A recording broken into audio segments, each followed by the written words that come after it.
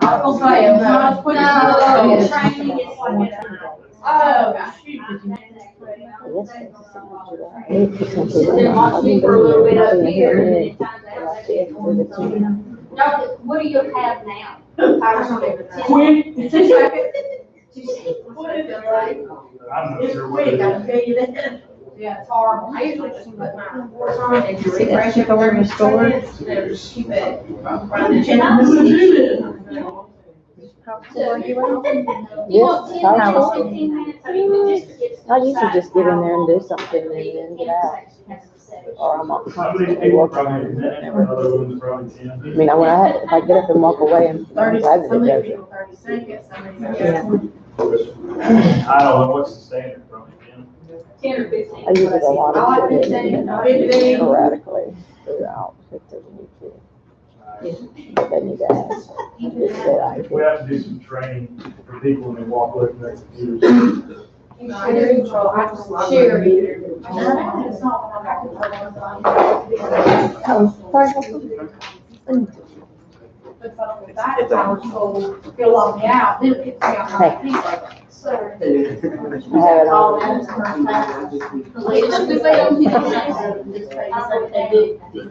They run the early college. Nobody can teach you a text, you got time out, because you left. Yeah. Well, I mean, you set a time, but it's all wrong. Okay. Every district is so different, so I have to ask. We've had districts like Kevin, but you already know that it started at 30, they're like, look at them. Please don't do that. Zero college. Oh, I'm sorry. But no, I got, as a student, right? I didn't see you had one. We know you all on the Robinson way. We're not big, 15, 30 minutes late. Yeah, we're probably looking at sign-in sheets. Well, we'll go on and start. Hopefully she'll come in soon. All right. Everybody able to get back in? Were you able to log back in? Okay, good. All right, so we went through the student information general area, which is where all of those student-specific tabs are. But there are a lot of sub-modules within student information. So it's a really big module. So, you know, if I collapse it, you see it's just here. But when you open it up, there's a lot to it. So the next one, let's just go down to counseling in general.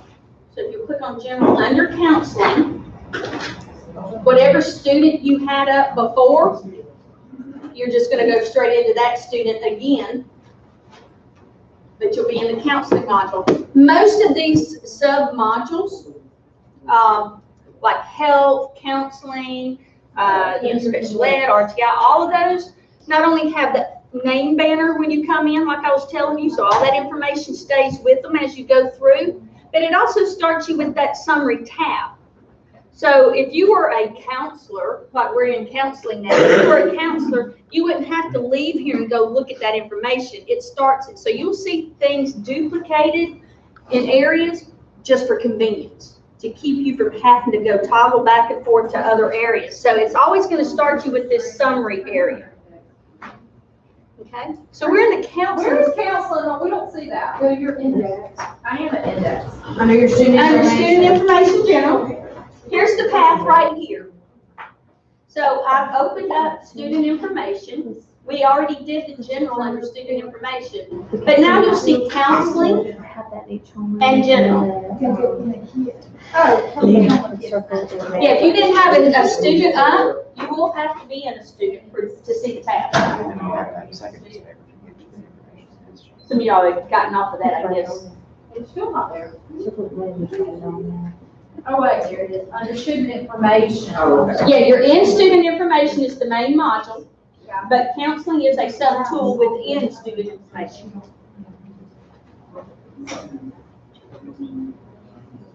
So let me just show you that again, just so you make sure everybody's on the same page.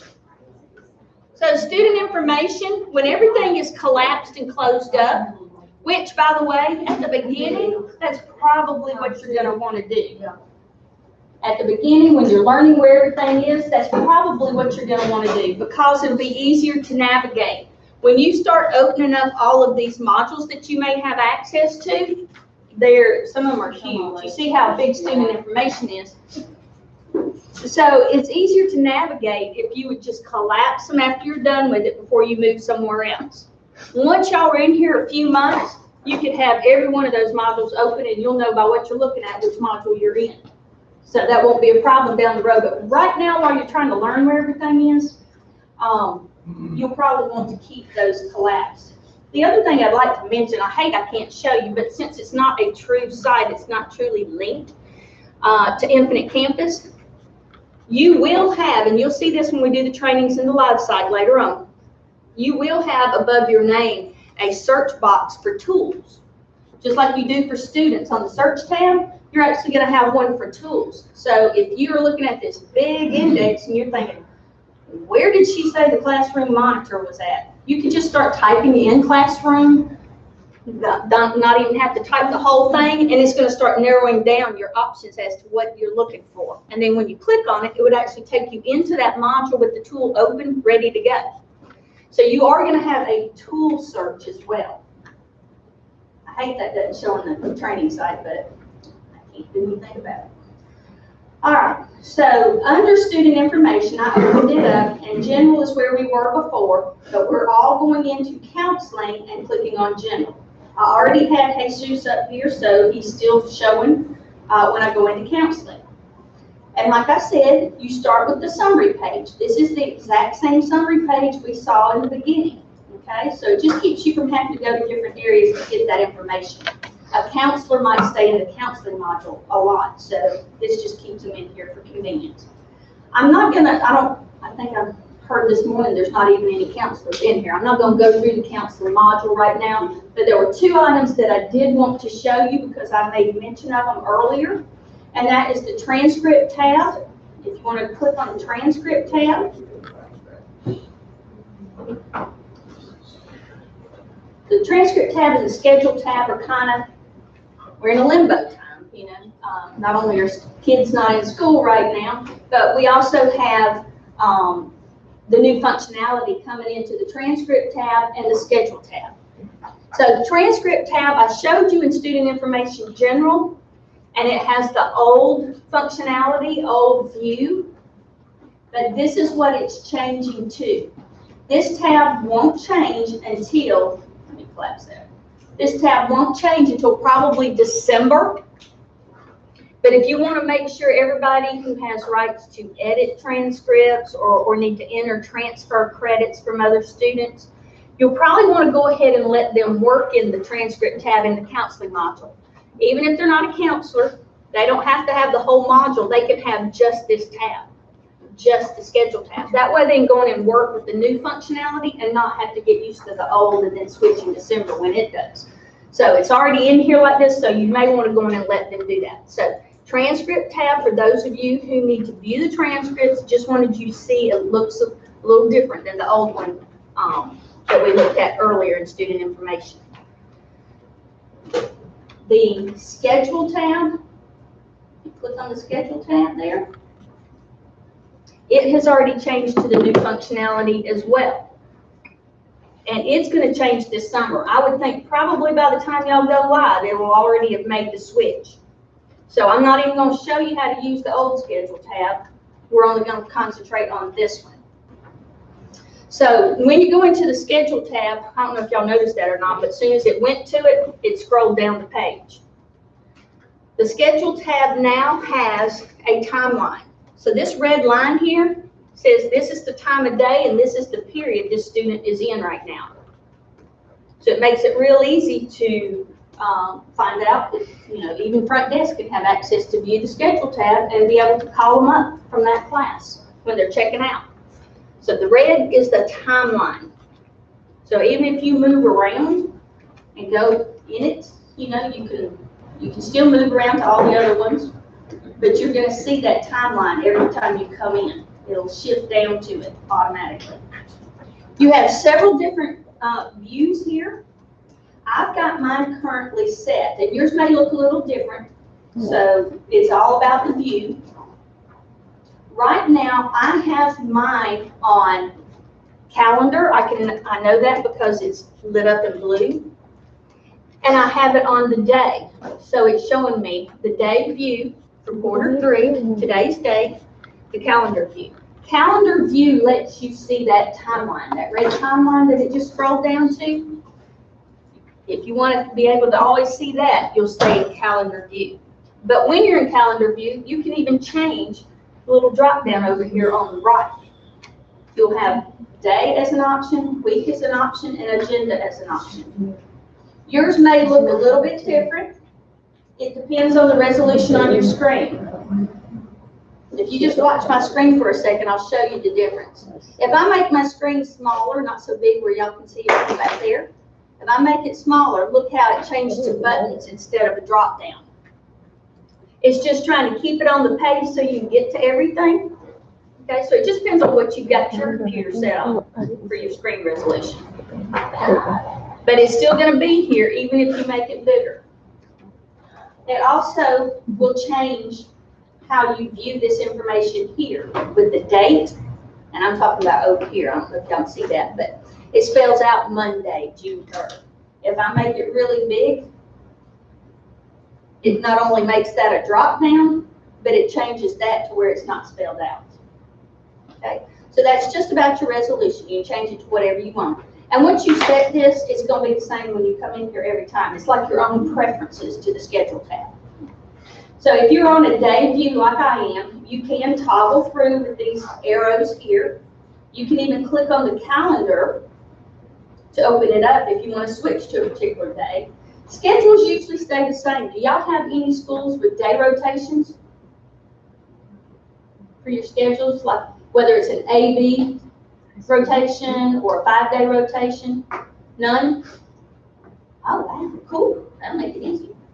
All right. Then day view's not probably a big deal for you. Okay. Down at the bottom, you have reports. This is where you can print out those schedules. If you click on the report button, you will see any reports that y'all have created. If you want different views of the schedule, not just what you see on the screen, you can have those. Those are things that you can create at each school if you would like those. If you don't need to print one out, then you can just hit the close button at the bottom. The calendar, which is what I told you we're in right now, that's how you see the timeline, the red timeline. But you can change it to term if you want to. It's just a different view, but you lose your timeline when you look at it by term. Okay? So you will see each term. This high school example I've got up here does have a 5-day rotation, so that's why you're seeing it so stretched out. Those are the days. But when you are in a term view, you can click on the filter at the top here, this little button. Make sure everybody sees where I'm looking at. You can actually say what you want to see. If you want to see all 4 terms, it's already showing. If I want to deselect some, maybe this time of year, maybe I don't want to see all of those. Maybe I only want to see term 4. So I can deselect the other ones and only look at term 4. You can set your own filters. Your period schedule, if you had a day rotation, you could actually pick which day you want to see. But if you don't have any, that won't even show for you. And once I set some filters, then it gives me that red reset button. It's too bright. Y'all don't go to sleep on me. I'm going to turn these lights off again and make sure you see the screen. After everybody's eating, y'all going to be even quieter than you were this morning. Okay, so when you do filters, when you're in a term view, it's going to stay like that unless you reset it. So if you want to see it a certain way every time you come in here, just set it and you won't have to change it again. If you do want to take it off, you just hit the reset button. But that only shows if you have any filters already set. If you're on a student that doesn't have any dropped courses, so you're not seeing any red start and stop dates on their schedule, you're not going to have that option for dropped courses. Let's see if I got a kid that we messed up their schedule on.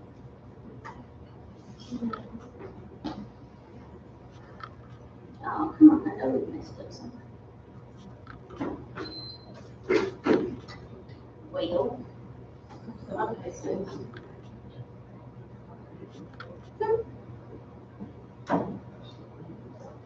Oh, well. So you just have to take my word for it. Okay.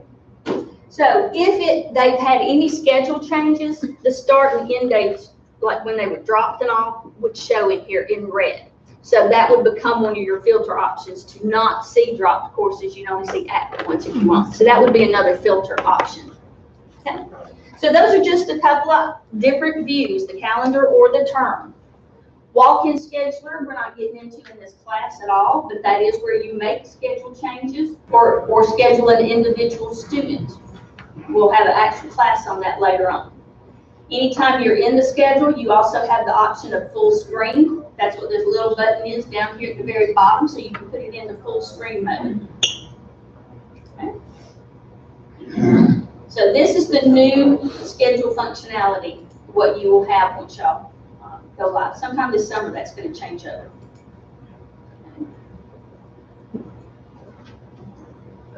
And we're not going to go through any more of the counseling. We can do that later. The academic planning, just so everybody's familiar with where it's at, it is in that student information module. I would think more of you will probably have access to see it, even if you're not the person who enters it or edits it. But the academic planning, I would think everyone should be able to have progress at the high school, especially. You have more people being able to see that. But the progress is a real nice view to be able to keep up with if the kids are on track or not. They get assigned to a program. You create these programs with all the requirements and stuff in them. So you can actually see if they are on track or not. And it is color-coded. If they're not on track, they're missing something. But you can also drill down into the academic plan to see which classes they took to get those credits and what scores they made on them. Okay. So there's a lot of information here, and again, we're not getting into it thoroughly here. I just wanted y'all to know about it because whoever needs rights to it, we need to know when we set up your user accounts. Okay? And then you also have a course plan, which is where the students are actually put into these different courses, and you can do all 4 years at one time. So when they come in as a 9th grader, you could actually set them up to have all the courses for all 4 years. It can be changed at any time. But it's also something that the students can view in the portal, and parents can even approve it if you want them to. Excuse me? Yes. I'm trying to get to where you are in this thing. Okay. So from, I'm still scheduled. oh, okay. So we're under counseling, which is where you were seeing the schedule. We're just down to academic planning. I'm sorry if I went too fast to that. Thank you. Everybody finding that? Okay. So academic planning, when you click on it, whatever student you're on, you're going to see their progress tab and their course plan tab. All right, and then underneath, in your index, underneath academic planning, you're going to see program participation. This is where those different programs are going to be, like your EL students. Do y'all have a big population of EL students? Not really. There's some, but You would say big, but. not compared back.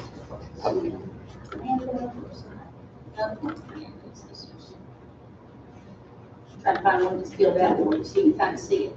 So your EL information is in your programs in that same area. This is where all of that EL information would be. Of course, he's exited, but you can still see how it kind of fills out for you. Even when they're in receiving services and everything, before they exit, it's going to figure out and calculate those years monitoring. If they transferred in from another district, it's going to put that notation down here so you remember that if you need to look at those records. Okay. So this is where their EL information, their services, any accommodations, all of that gets put in this area. If we move on down, and I'm just scrolling down the index, so if you look at your index, you will see health. So from where we were, if you just scroll down a little bit, you will see health. And general underneath health. This is where your nurses will be working to put in all of that information. Again, it starts with the summary tab, so it keeps it where they can stay in health and not have to go look for that information somewhere else. But they can put in the conditions, the immunizations. Most people don't put immunizations in anymore, they just go look at grids. But you certainly can if you want to. Screenings, scoliosis screenings, ear, eye, dental, all of those, all go in this same area. Health office visits, medications. Medications, it'll actually keep up with their inventory for them. So they'll put in when a parent gives you 30 pills of something, they just type it in and it keeps up. Every time you give them a dose, it keeps up with the inventory. Even has a notification threshold to remind the nurse, hey, you're down to 6 doses. You know, ask parents to give more. But it'll also show all their health visits. They have their own contact log and documents tab. So this is where they enter all that information. Just wanted y'all to have an idea of what it looks like. Will it have student injuries? I'm sorry? Will it have student injuries on that? For student injuries? Any injuries? Yeah, on a health office visit, let me just open one of these so you can kind of see all the options here. So, of course, this is a medication dose, so that's what they came in for their visit. But any time a student comes to them, even if it's not for a medication dose, they can put in the complaint, you know, what the injury was. It gives you a lot of information that goes with it. Any treatments that were given, they put those in as well. Is that kind of what you're talking about? I mean, it's going to keep up with all of it here.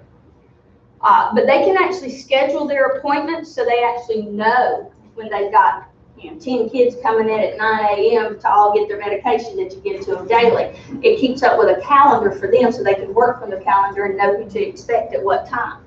So then actually kind of schedule it out a little bit better than everybody showing up at one time. Okay. Can you update or upload any documents there? Yes. You have a documents tab just like in the other modules where they could actually scan it and upload it. Like any immunizations they bring to you on the Georgia form, that 32, 31, whatever it's called, EEDs, any of that stuff, they can just scan and keep it right here on the document so it's readily available. Is this available for staff as well? Like if we have a staff member that gets hurt? Yeah, you actually can, because everybody in here is created as a person.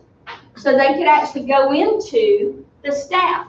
There's some districts, this is a custom tab they built, so they can actually keep that separated out of their staff office visits.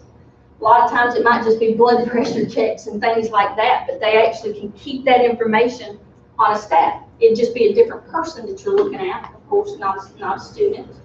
But this is actually a custom tab they created to keep up with all that information. And you certainly can do that too. Who will have access to that? I'm sorry? Would an administrator have access to that medical for the child? Typically, yes. But not too many people. They usually keep it that. That's right. You have to have a reason to have rights to it. That's right. So usually your nurse, a medical aide, anybody who helps them enter this data, and the administrators. Typically is all that has access to this area. Oh, But there is a place I'm going to show y'all that you get to view some information. Not edit it, but be able to view it. Okay. All right, so that's the health module. PLP is another little sub-tool in student information, and just to let you know what that is, personalized learning plan. So it gets used for a lot of stuff. We used to call it kind of a dump off, because if you wanted to have 504 or SST or whatever, it's a little sub-module that actually gives you a lot of rights like SPED, where you can actually add team members and have a documents and contact log that pertain to just whatever you're designating this for. Now the PLP contact log though, automatically gets attendance letters noted into it. So when you run your attendance letters, 5-day unexcused or whatever, and it tells you it already by the triggers configured in the letter, when you set up the letter, it already tells you who should get the letter. As soon as you run the process, it pops up the list. Well, these are the 5 or these are the students that have 5 unexcused absences. When you run the process, just running the letter, it actually is gonna log it in, which letter they received, when they qualified for it, all of that. Okay? So that is one thing that will automatically go into this contact log. Can I ask a question before we move forward? Sure. Because we have RITs that is also in there. Will RITs immunization dump in, to where the nurse doesn't have to sit there and plug it all in from an immunization form if they've already got any RITs? Are they doing that now, actually putting that in? No, we do, the registrars do that, the immunizations anyways. Like when the person comes to audit kindergarten and 7th grade, that's our, So you're manually putting in all those? no, I just pull it off of RITs and get it in the lab. Oh, okay. I was thinking to say, that's what everybody does now. Nobody puts that in anymore, so I thought y'all were Yeah, manually. I just didn't, that's what I was asking you, if RITs is in there, it just automatically dumps in. No, Grits isn't in here. Right, I know it's a link. That was just a link to the website. Do you work with Grits enough to know, do they have like an export? Honestly, I don't know, I can find out. If they have an export, like a spreadsheet, then we could probably set that up as a process to go in to your immunizations. Yeah. But last I heard, they didn't have anything like that where you could pull it that way. Right. You could just view the student. So if that's changed, let me know. Okay. Yeah. If anything that's in a spreadsheet, use it again. Okay. Response to intervention, this is the same thing here. Looks like the same kind of module as far as summary, team members, documents, contact log, all of that information. So, response to intervention, anybody in here handle RTI? No? Oh, Generally, our counselors, I believe, handle RTI. I know they do it elementary. they write the plans and everything? Well, no, our behavior specialist or, Okay. just depends. All right, so we have response to intervention in here, and we can dump you in a stock setup, which I would recommend, That'd be nice, yeah. because it keeps you from having to do all of it. You can still tweak it and take out what you don't want, add to it, whatever you want, but if we get you that stock setup, you'll be ready to go first day. So you can go ahead and write the plans in here. You can assign the team members with their roles, and it's easy to just fetch all the classroom teachers straight from the schedule, so it makes all of them part of that team that handle interventions, but you can put the role if they're supposed to or not. When you have the plan in here, already created on the student, teachers get a little button by the student's name that says RTI, so they'll know how many students they have on a roster that have an RTI plan. But they can also click on that button and it opens the intervention up right there on their roster where they can put in what they did. So if they are supposed to do 15 minutes a day for 3 days a week on specialized sort of time, they can actually enter those interventions straight from their roster. Okay. What do you need to go ahead and do that? If you want it, I'll just add it to the to-do list for us, and we'll dump it in for you. So let's go ahead. Do you do just tier 2 and tier Because they 3? would, Yes. That's what most everybody's doing. I'm sure they'll Anybody want to doing tweak tier 1 it and anymore. all that, but it'll be nice to just be there. That's Right, wonderful. And I saw how you could upload documents too, so they could upload their Excel sheets and their charts and. that's right. They can put it right there on the documents tab and upload it on the student. All in one place, that's nice. Yes. And of course, like I said, it starts with the summary, just like any of these tools do. What's the difference in the other RTI and the response to intervention? Wonder if I got myself. That was something that the district that we took this from created themselves before we added response to intervention. But everyone has this as part of your core product now. So you won't have the one that says RTI. Especially if you don't need.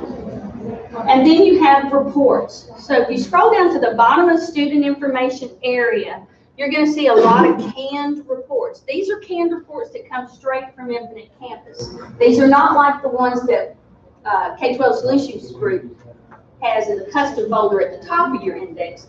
These are a little bit more generic, but they're great, great reports. And there's a lot of them. If I just go down to, I'll just pull up enrollment summary. so y'all kind of see what a canned report looks like.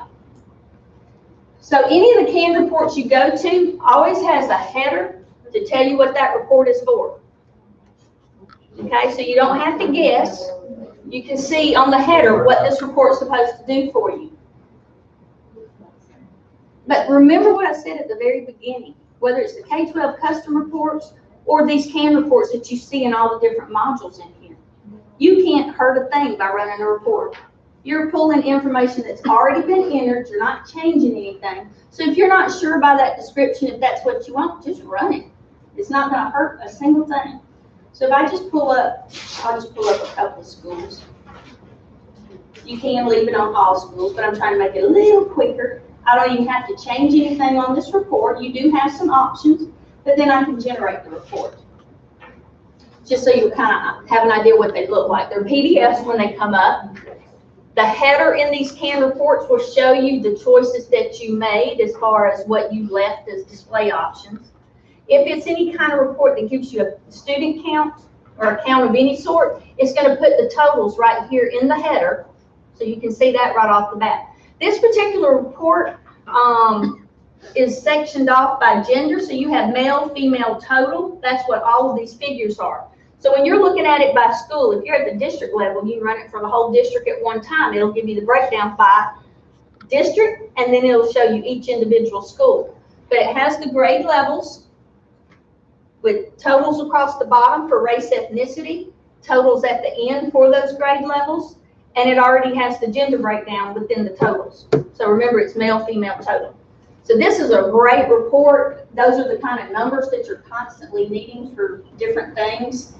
But it's going to give you all of the schools. If you're district level, you get to see all of the schools. Then it will even give you those percentages down at the bottom for those race ethnicities by each school, and the percentage excluding white. So you will see that breakdown as well. So it's a great report.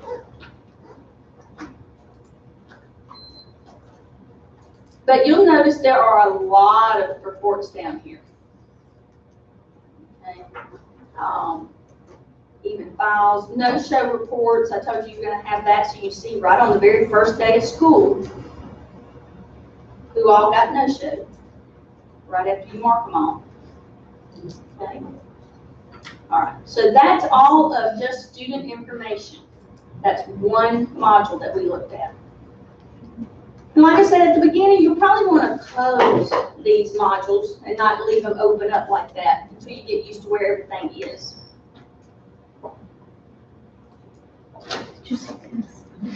The next module we're going to go to is census.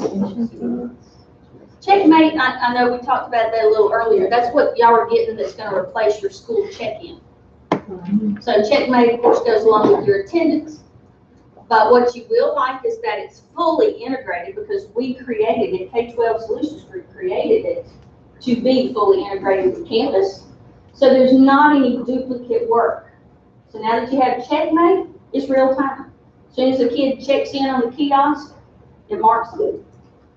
No one has to run a spreadsheet at the end of the day to put in all that attendance manually that you pulled from another program. This is real time. So you have as many kiosks as you want. You have all kinds of options for how you configure it. It will not only do your students checking in, checking out, or a parent checking in a student or checking them out. You also have staff. So staff, you can use it like a time clock to show that they are there. Okay. Yes. No, I didn't put it in there because I didn't know y'all had it.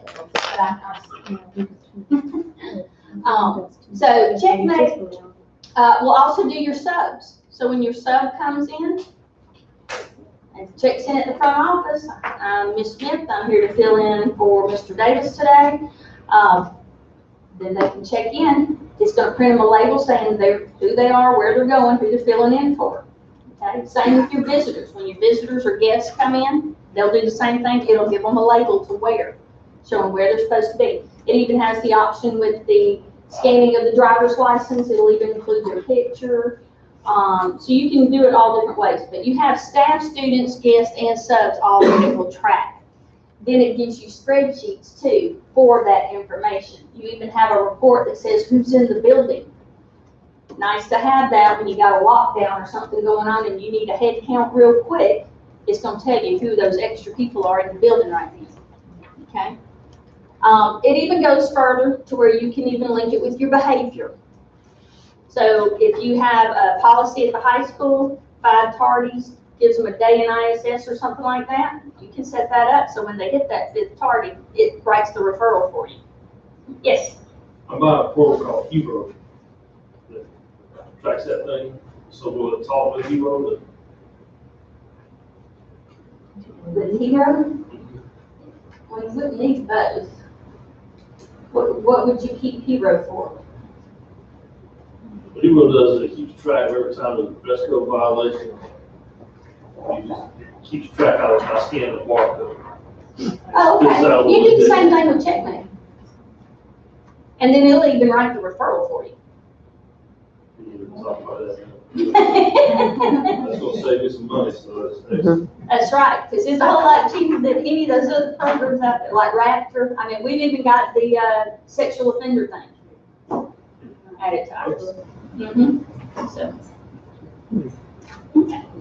So since we kind of skimmed over that earlier, I thought I should circle back since it was showing for everybody. If we go into census, it's the module right underneath, so just open it up. It's another pretty big one, but not as big as student information.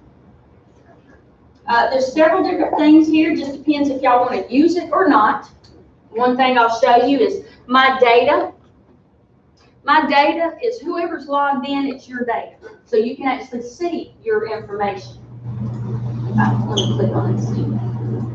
I think I'm in here right. Let's see if it's okay.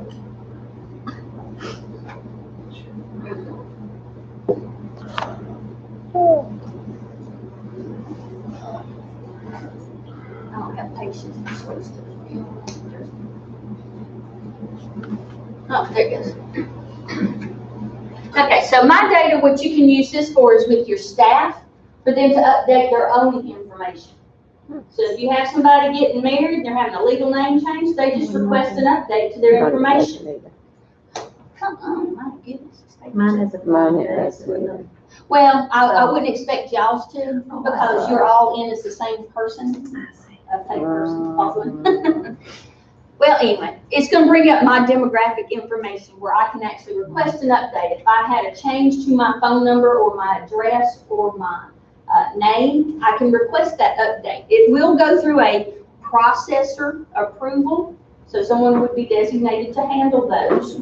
But it does let them update their own info so that it's on them if something's wrong. You know, if they don't get a check in the summertime because they moved and didn't tell y'all, that's on them.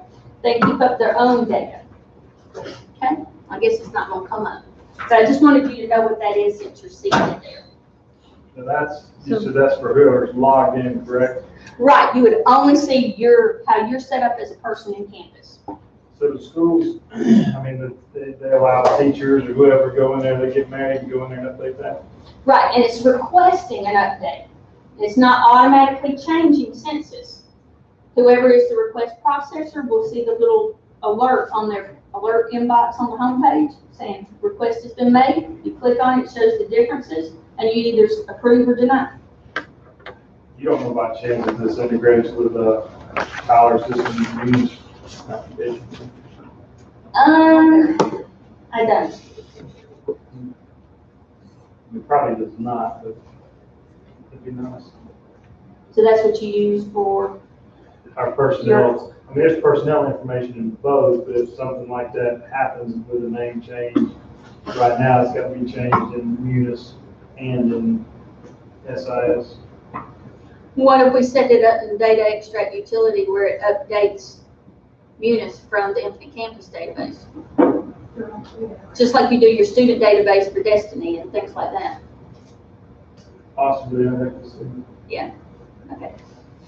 We like automating anything we can, so it makes it easier for everybody. All right, so I just wanted to mention to you what that my data was. If I click on people, so we're under census and people. This is where everybody is created. And once someone is created, they're going to have those person-specific tabs. So you notice this one does not start with summary. So when you were in census, you're thinking about people information, not necessarily a student. So it starts you with demographics. So that's how you're going to tell the difference between census and student information, those two different modules. Sometimes people get confused with those. So I wanted to make sure and point out to you the differences with them. So demographics, identities, which I mentioned to you earlier, how you make any changes through identity. So it'll cross-reference that information for you and give you a history, a tracking for when the changes are made. But you also have like households, relationships. If it's staff, you would have the district employment and district assignments that you have to fill in on a staff member. So this is the people-specific area is what census is. So at first, when y'all are getting used to it, if you have somebody call you and say, hey, yesterday I could see their attendance tab, and now today I can't. Did you change my rights? I've had that happen before. I had a principal do that to me once when I was in Morgan County. Thought for sure he was convinced I had changed his rights and took stuff away. And I said, I haven't changed anything, so what are you seeing? And as soon as he said demographics and identity, like, you're just in the wrong place. Go to student information on the same person that you got up, and you'll still see behavior and attendance and all that stuff. So census is people specific, student information is student specific.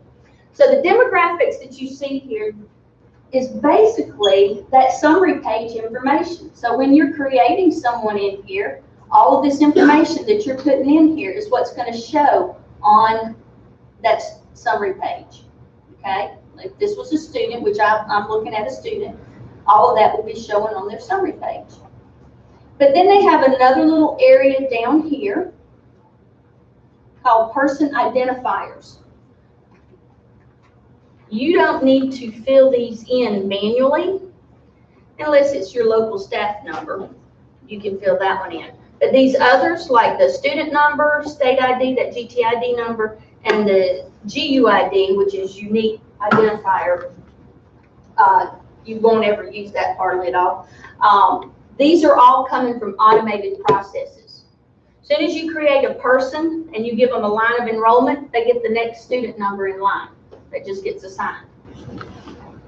When you claim them in Guide, you're going to just export a file of everybody who doesn't have one, import it to DOE. They give you a file back, you import it. Those get put in. So you don't have to manually put in those 10 digits. And it's best if you don't, because you may put it in one number off or something and get it wrong. So if you just import it from the file, it'll be better off.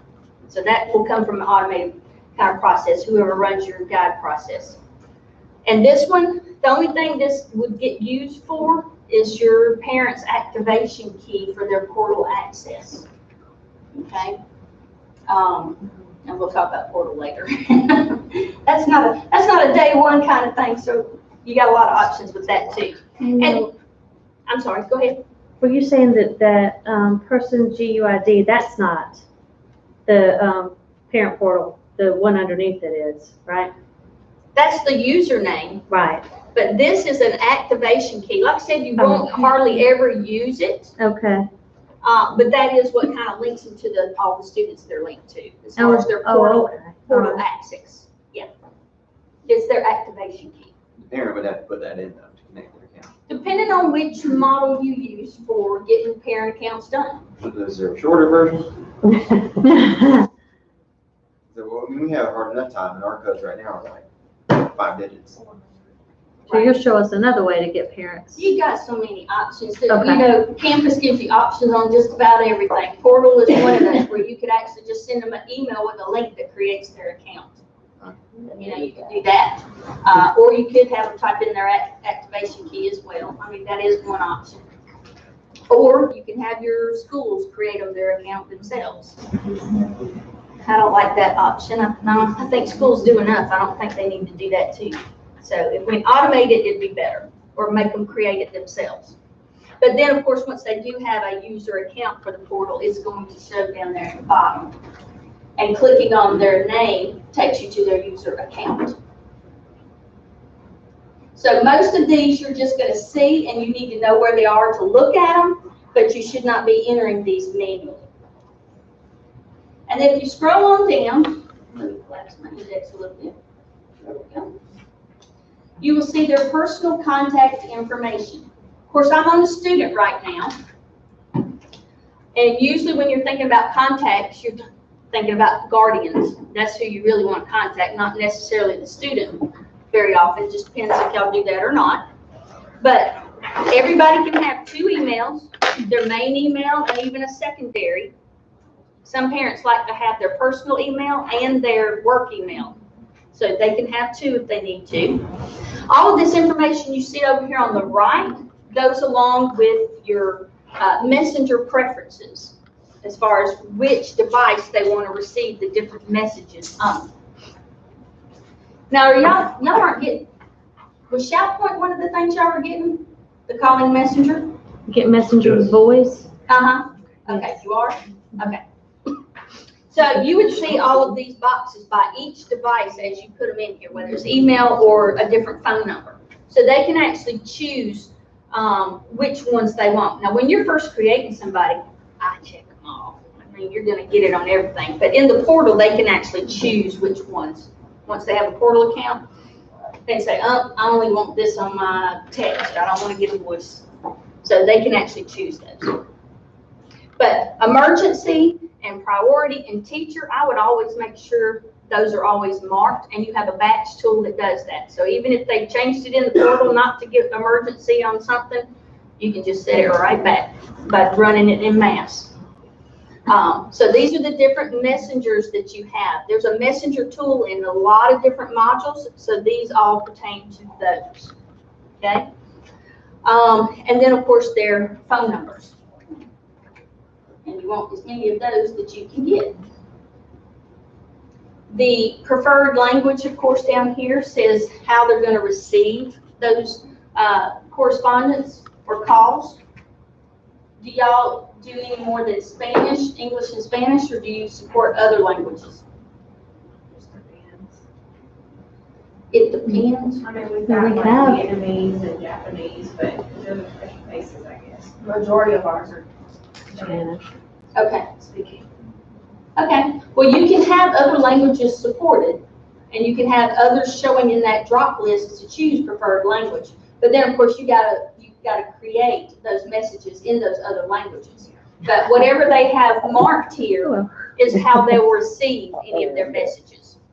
So if you did have Japanese or something down there, then that's how they would receive it. Okay. All right. So that's the demographics page.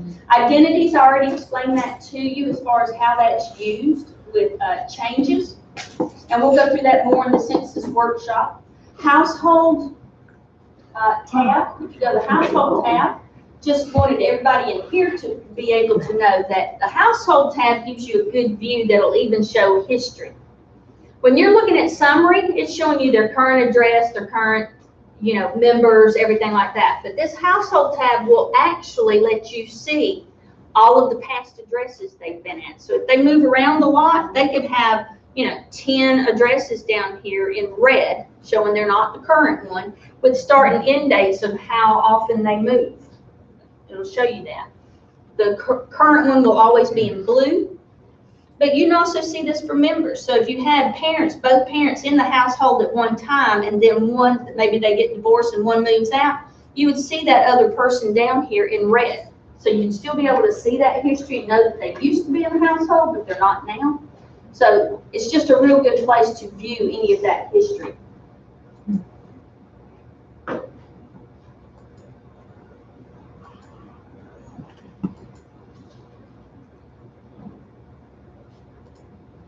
District employment and district assignment goes along with staff. We'll cover this. I don't think this is the group to go through all of this stuff. I think that would be more the census workshop when we're working with data clerks and registrars. So I'm going to save that for them. But just wanted some of you to know where some of these views are, where you can see this information. There's not usually a lot of access to census, and that's a good thing. You don't want a lot of hands in here where they can actually edit data. They'll just get it messy. maybe have more errors that way. So even if you have access to view this area, you probably won't be able to edit much of it. You'll have to go through your data clerks and registrars.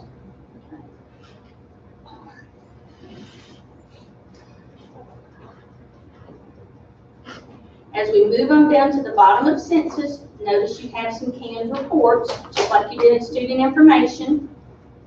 A lot of great reports here as well. If you want to pull a report of all your kids with a birth date in a particular month, I know elementary schools do that all the time. Maybe put it on the morning announcements.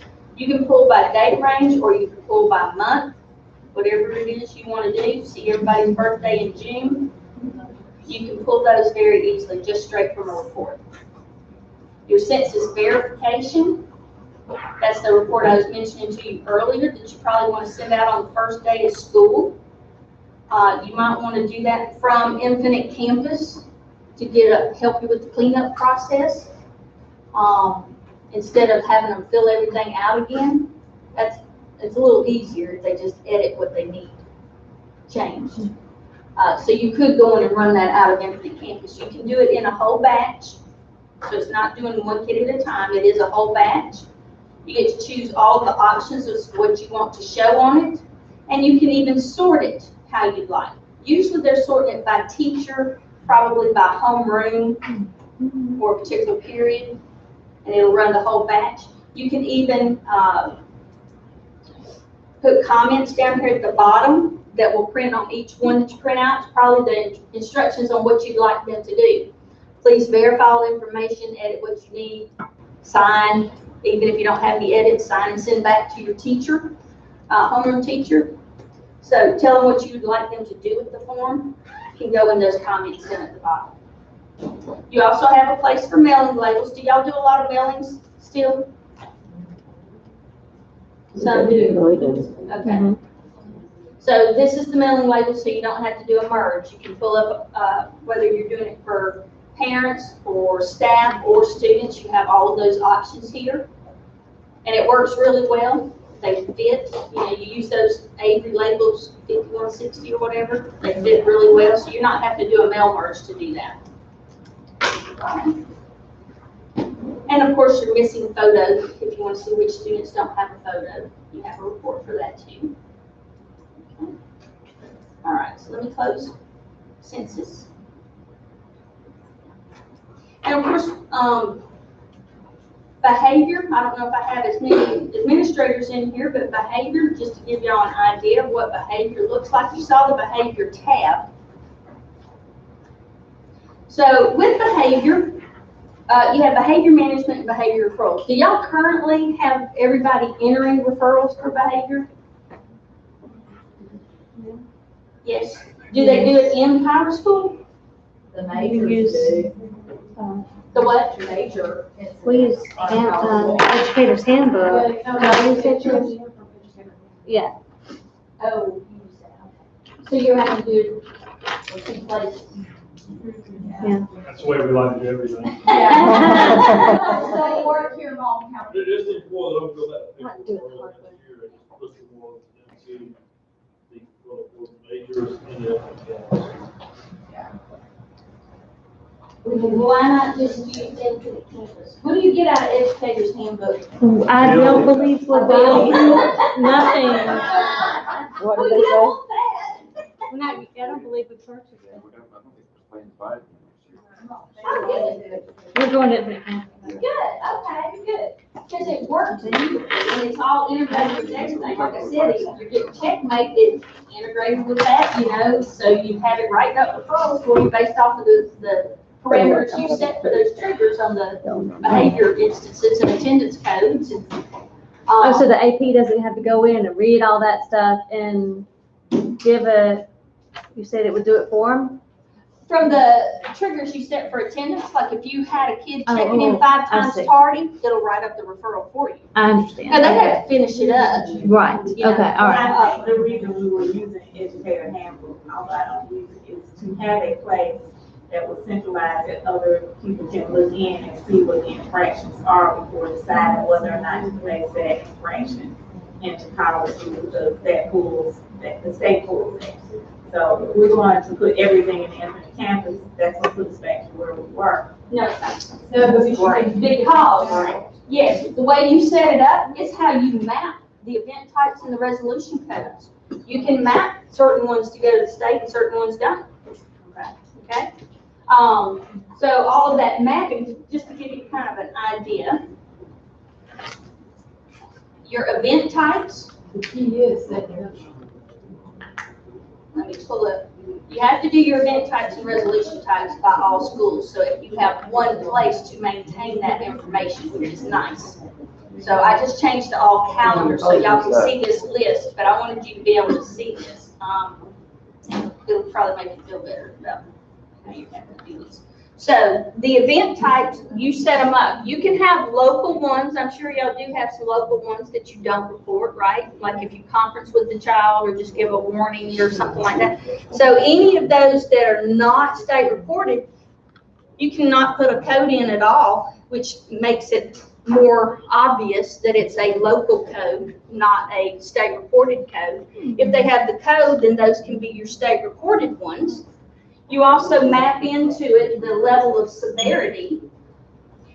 And Infinite Campus calls it behavior, just to kind of give you an idea. Because you can do good and bad behavior. You can even track awards if you're giving awards or incentives. Like if somebody's on a behavior contract, and you say, if you don't have a single referral for 2 weeks, you get to sit wherever you want at lunch, or whatever. You can actually track it by putting in the award too. Okay, so either one, you can do positive or negative. But the majority of the time, you're thinking about discipline. So that's what the majority of them will be in here. The other thing is for teachers, they only get to see one event type. If you set it up this way, that's all they would see. They don't get to choose the event types and that huge list that you have as an option. You know, that's a huge list. I mean, well, if I get back down small enough, so there it is. That state list is just enormous. You don't want teachers picking from that list, they'll pick the wrong one. Correct. Yes. So if you make it where they can only see this one, they don't get a choice in the matter. And it also helps your administrators to know, oh, I haven't updated that yet. The administrator would change the event type to the appropriate one for state reporting. Okay? So they wouldn't get to see all of the others, and it keeps you from having all of those errors. I was real glad when they came out with that. That was not always there. I had a teacher put in kidnapping on one before, and it slipped through the administrator, and I found it in student record reporting. It's like, what? Yeah. So now you can say, this one means it will show in the referral for a teacher to choose. So you only have a checkbox on this one. All the others would not have that, so they wouldn't see it. But anything that is state reported will be mapped as such. So if I go to one that's state reported, you'll see, here's the state event code. If that doesn't have that there, it does not get pulled for state reporting. So any of those local codes you may have just wouldn't have any mapping to the state.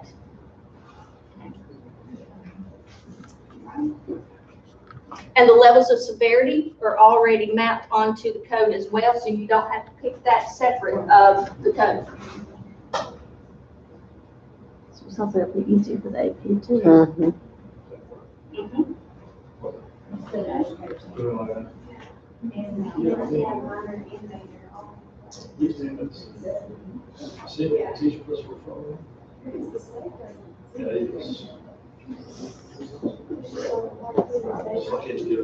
So the teacher referral, can I see that again? The teacher behavior referral, that's what she would fill out? No, this is just, No, I was showing okay. you how they're mapped and how you can do the I mapping, see. so you don't have to worry about them being put in one place and then another place just to keep them from being state reported. It goes in the background already set up for you. Okay. And the same thing with your resolution types. If I pull up the resolution types, those are already mapped as well. So you can have local ones that you use. Any of those that you don't want to report, you're just putting in a local resolution code. But then you have these that are state reported. So if it was ISS, That's reported. yeah, you'd see the state mapping on it. And then doing it from here, it would automatically do their attendance for the next, however many days they have ISS, Right, when right? you're actually doing the referral, that's right.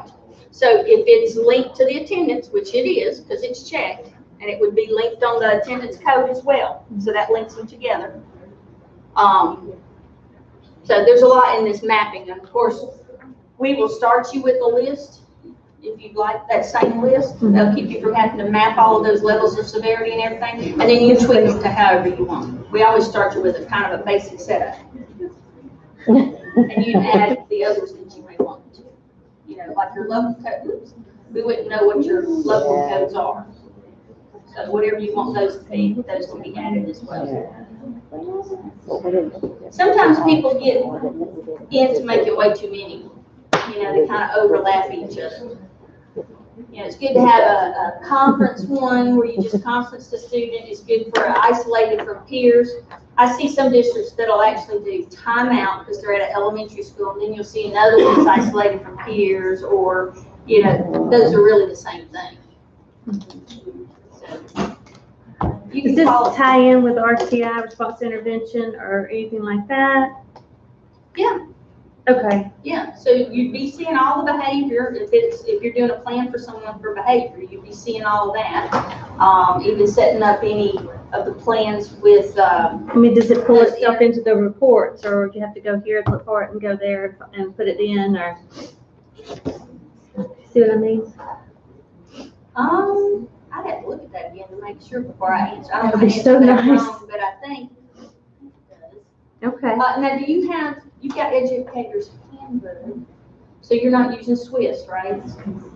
Not even that 1 year of Swiss that they were saying everybody had to do. Swiss. I Mm. know that Education language was- too. Yeah. was- Correct. So that's The probably main what thing got you in there. for PBIS before. Okay.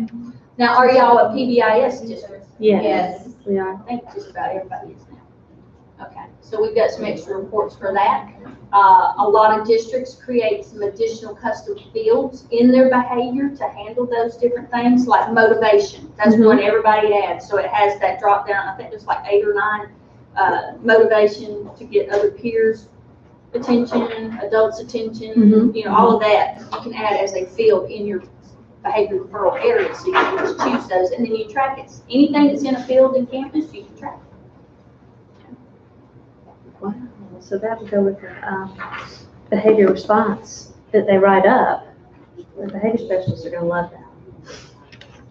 Now, do you do a behavior response where it's a response to the physical restraint?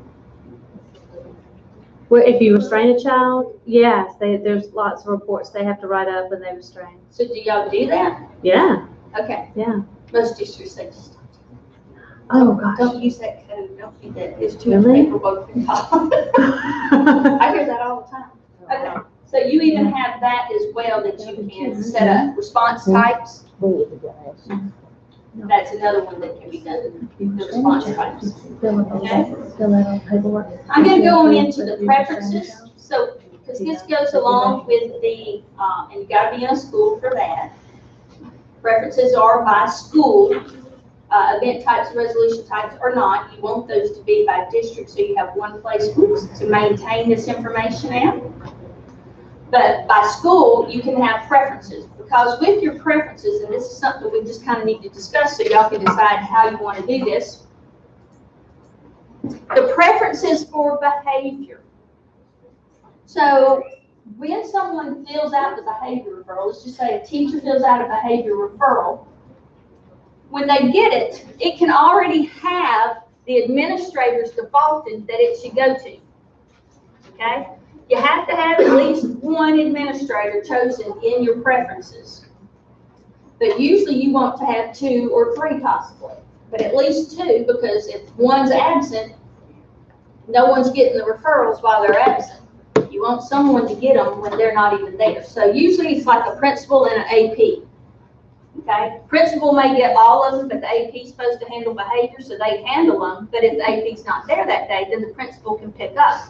They work, you know, as a team anyway, so they know who's on deck and who's not. So This is right here, this area right here will show you everyone who is listed at your school as a behavior administrator. So you can choose who gets defaulted to receive the referrals. Like I said, you have to have one, but it's always a good idea to have two. That way, if someone's absent, someone else is still getting the referrals and processing them instead of them just sitting there waiting for that person to come back. Okay? So think about who you want to set that for at each school. One thing to think about, it doesn't actually have to be just a real behavior administrator. If you wanted your counselors to see all the referrals that come through, not do anything with them, but be able to see it so they know if it's any of the kids they're counseling, they just see the referrals when they came through.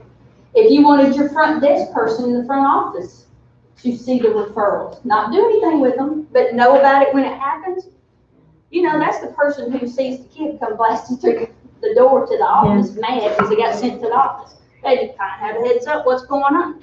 Okay? So you can have other people designated to see these for whatever reason you may need. It's just a matter of marking them. It doesn't give them any access to anything else an administrator does. It just marks them to show in this list as a behavior administrator. Okay? So the ones defaulted, it would automatically go to. But teachers can choose additional people in the list if they need to. So do y'all have any differences set up with how you receive referrals? Like a high school, do y'all have a principal and an AP, or do you have several APs? 4 APs. One for each grade level? Not exactly. Okay. I've seen that kind of breakdown before too. We did that this year, but we're going to the academy model next year, so it'll be one for academy. Okay. And we're going to put our academy students in by using the team function. Mm-hmm. Yeah, somebody already talked to me about that, about scheduling. Yeah. Okay, so just wanted you to be thinking about this, how it works, so y'all can decide who you want set as your defaults to receive all behavior referrals. Even if, like I said, even if they don't handle them, they get them all, that's fine too. Y'all know who's supposed to do what in your own school. And there's some other preference settings, but those aren't really as important as that right there. Y'all need to be thinking about. And that's under behavior, or is that under? This is, yes, this is behavior. Okay, Yeah, if I go back, you'll see. that's where I was. I'm under the Admin. behavior module here, and I'm actually under admin and preferences. Now, I'm showing you this now so y'all can make the decision, but going forward, once this is set up for you, your schools and all will not have access to this section. Once it's set up, just your district folks would have access to that. Because you don't want people adding their own resolution types or event types. That gets really messy. Doing it at the school level, you want to keep it at the district level. Okay? So to kind of give you an idea too of what it looks like. Behavior management is where administrators will work from, but behavior referral is what everyone else will have. Do y'all let all school staff enter referrals, or just teachers? Just teachers. Just teachers, okay? So your teachers will have behavior referral. So behavior referral, just to give you an idea of what it looks like, this is their box that they will have. It's different for whoever's logged in, but this is something that they should keep empty. Okay? If anything's hanging out in this box, it means they wrote these kids up, but they didn't submit it to the administrator. So if anything's hanging out in this box, no one's seen it but that teacher. So just another day. If I go into new, if I click new, you'll notice once I click new, it gives me more buttons up here. And it gives you the template down below to start filling out. You see the one that was default, it's already showing in that same list over here. But they could hold control and pick another one if they needed to. So you can't always have like one default as a backup and then they choose whichever administrator is supposed to go to if y'all want to work it that way. But when you fill out a behavior referral, you notice it defaults to discipline. You have to change it to award if you were actually putting in student of the month or something like that. It gives you different fields to fill in if you choose award. You have the date and time of the incident. Those have to be changed. It's if it didn't happen right then. So you have an easy little calendar icon to be able to do that. You can easily change the time. You know, if it happened at 12:30, I can just put in the numbers and tab off. It does the formatting for me. Put in the title. Just the gist of whatever's happening. The context is required and stay reported. Normally it's school hours, but you have those options of the other ones that if you needed to. Or if it happened at a field trip or whatever, you have those options. These are optional boxes here, the description boxes, but they are helpful to the administrator. Location, same thing, those state reported fields. These description boxes, like I said, are optional, but can be very helpful to your administrator. You know, if you're filling this out at 8 o'clock in the morning, but it actually happened yesterday at bus release, you could actually put that in here about the hours, that kind of an explanation why you didn't fill it out then, you're filling it out now. Location, yes, it's on campus, but you could actually put it happened on the 9th grade hall by the boys' restroom. They can tell them what camera to look at. The time and date's going to tell them where to find the footage, and they're not going to have to sit there and watch for hours trying to see something happen. So it'll let them find it a little easier. You have a place to do your damages. If you are collecting anything from the parents, the damage is done. And then you have a detail box. Okay? So you put in the incident details. These are incident based. So you just put in the incident one time. It doesn't matter if there's 5 kids involved. You put in the incident one time, and then you attach all 5 kids to it. So you don't have to write it up 5 separate times. That's great. One for each kid. And you don't want to do that anyway. It's incident-based. You want to report as few incidents as you can Right, for yes. the state. Yeah, So you don't that's want to what write ours that up and it goes to the state as 5. You'd want it, if it's actually the same time, same location, and actually linked, you want to send it that way. Okay? So whatever you put here, you know, I'm just going to do that so I can go. Then you add your events and participants. When you click that button to add events and participants, like I said, for teachers, you want them to only see that one. Okay, so when they hit that drop down, that should be the only one they see, unless you're doing any kind of rewards or anything like that. These are custom fields, so if you wanted additional locations added, you could. That motivation for PBIS, bus driver, if it's a bus referral, you can do that as well. You can make any custom fields that you want and add them in here. And then you pick your participants. It defaults to student, but you can also choose from all people or school employees, because on the next page after you choose the people, you choose the role. If they're a witness or they're the victim, not just the offender. So you can actually pull in everybody to track it. But then, of course, searching is simple. You put in the last name. It gives you a little bit more information so that you can pick the right student. It opens up a box for them. Here's the roles I was telling you about. If there's any injury, you can always document that, even medical service. And then you have another detail box for this particular kid. So if this was an incident that had 5 kids in it, and something was different about this one than the others, the overall incident, you could add it on just that one kid. Okay. Right. But after you add everything you need to, you can keep searching for more people to add to it, or you can be done and save draft. This is done purposely as a 2-step process to make them save it as a draft, not just as soon as they hit save, it goes to the administrator. So it'll keep the referral open for them. It puts it up in the list up at the top. You'll see it up in the list at the top. So if they are done with it and they want to submit it to the administrator, they actually have to click on it and click submit for it to go to the administrator. So if they are trying to work it out themselves, maybe is this classroom management? Maybe I should call the parents first, see if we can work it out before I submit it. You know, it gives them time to think, to also read over it again and edit it. Things need to be spelled correctly and grammatically correct. It's coming from a school, it needs to look like it is. So it gives them time to think and review the information before they just submit it. But once they do click on it and hit submit, it's gone. It'll tell them that it's been submitted. It'll give them this little red thing saying, yep, it's been submitted, and it's gone. It's out of their hands, they can't get back to it. Okay? So that's why it puts it into that two-step process.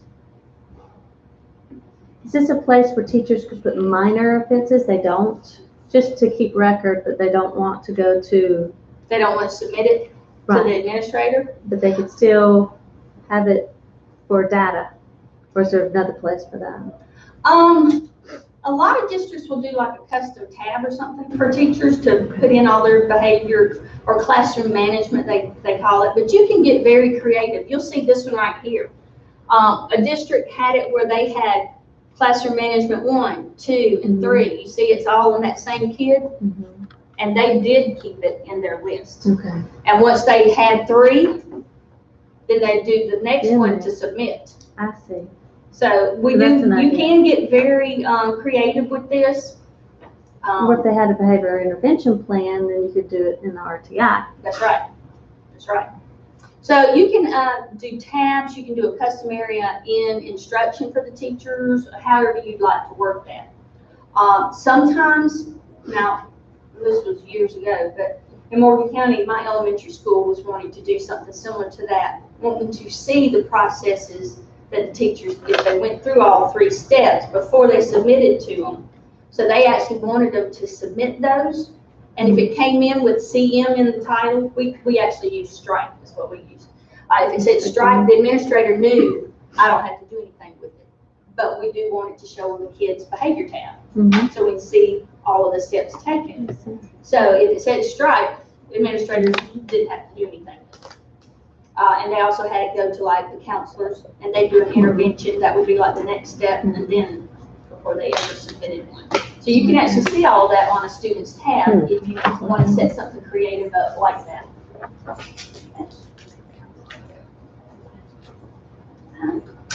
Do we need to take a break real quick? I usually do it at 2 o'clock. So. Okay, let's take a quick break. Not too long though. Let's come back soon. I'll just do like a 9-minute thing. That'll give y'all enough time.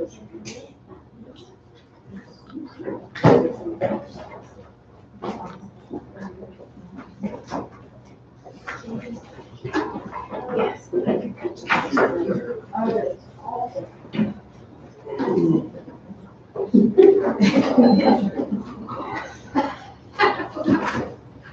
These chairs are not good for it. I don't know what I do.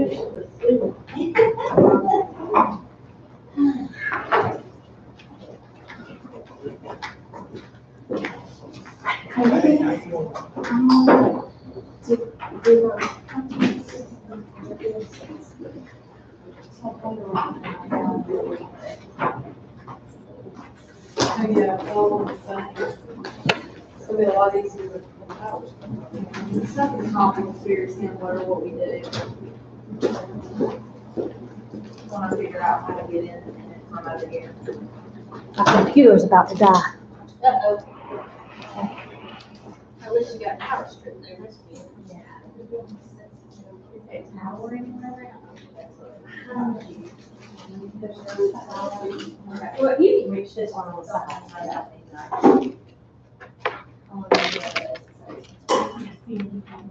I also wanted to ask you, when should we have counselors?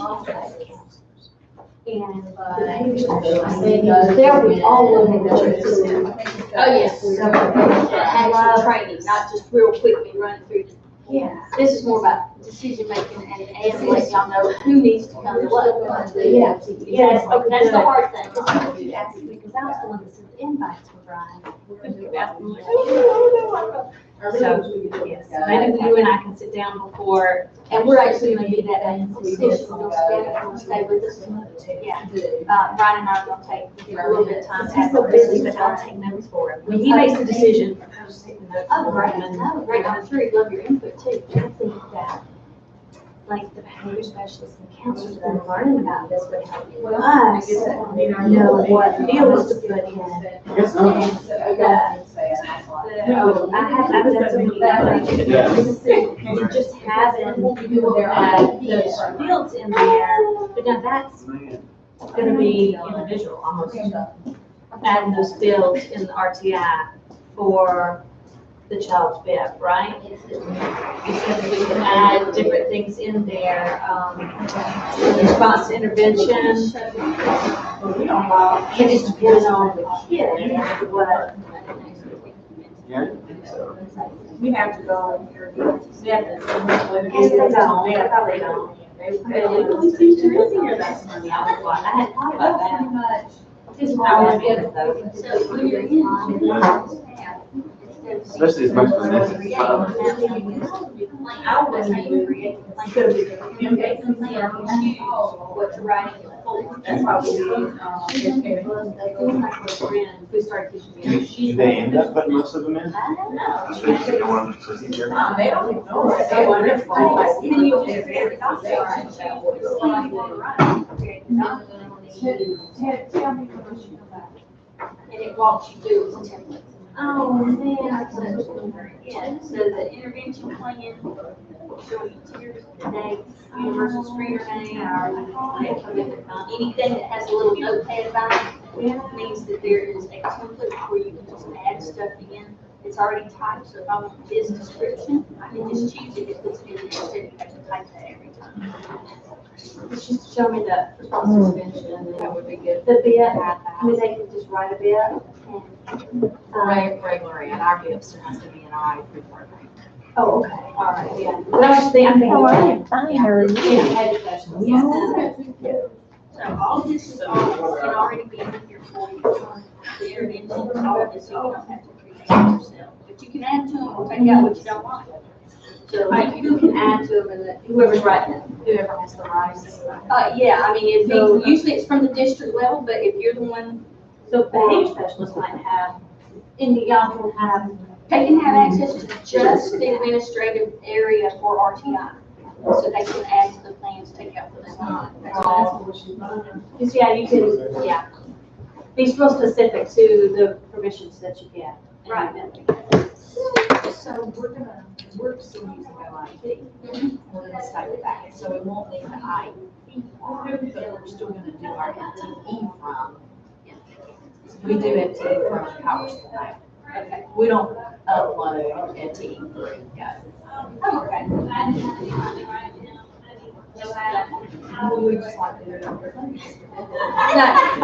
We say finally added We it. feel like we're probably not efficient enough that we're afraid with our minutes and our segments, we would not do it.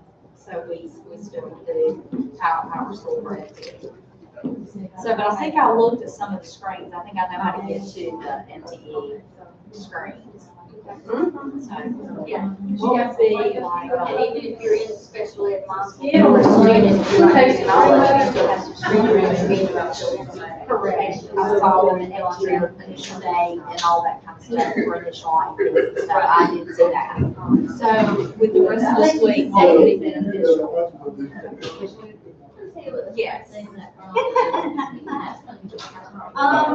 So, I know you're doing the census thing on Thursday, which is the demographics and everything. yeah, that's more what creates the people in charge and emergency management. That's what your next tomorrow, we're gonna talk more about the grading. I need to get all of y'all's grading stuff.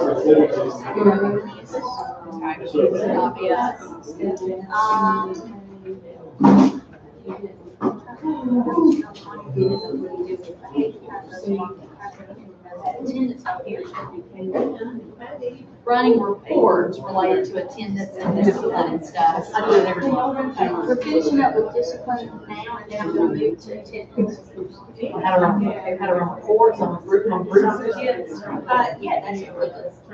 I mean, we're just going over it real quick, to give y'all an opportunity to make some decisions and go through them. They're going to, training later on. I know this, yeah, the 6th is your census thing, I would think that'd be beneficial. Yeah. What are we doing on the 11th? And actually, that's more of the district focus and the setup as far as creating all the users and groups and securities and. Yeah, that is our. It's just get easier to do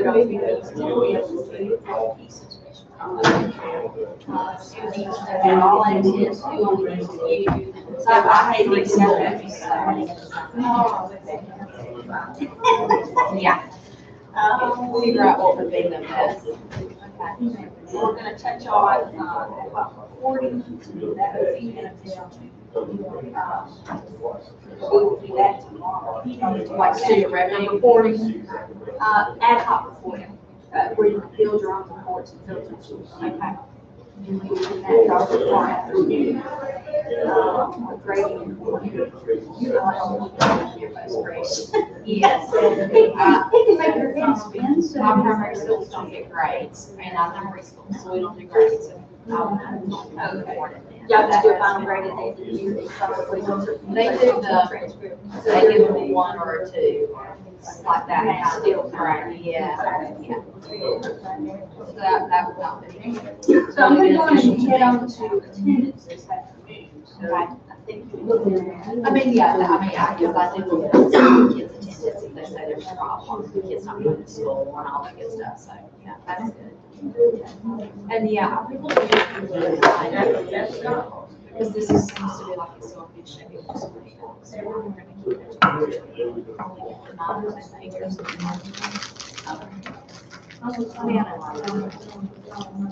I know why, but it's just so it works.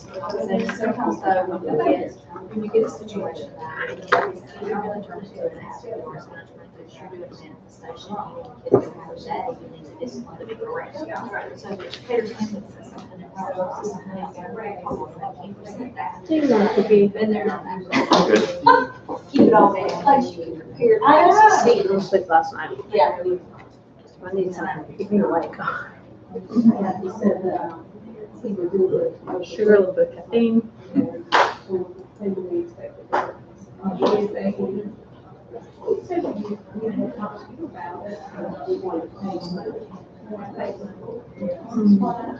That it was something you said that you would put together since, we had the pictures, but, I think it was on the trial.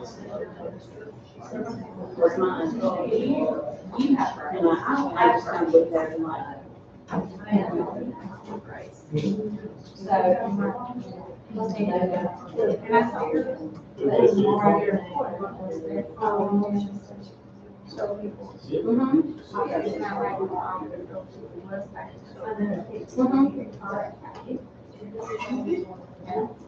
would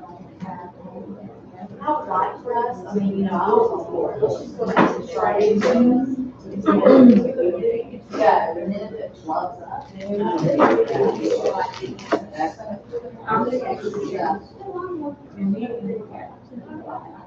also, also I put in like the initial dates and all that on the events page for one of you. I would want to, yeah. I mean, if I did that, You know anything about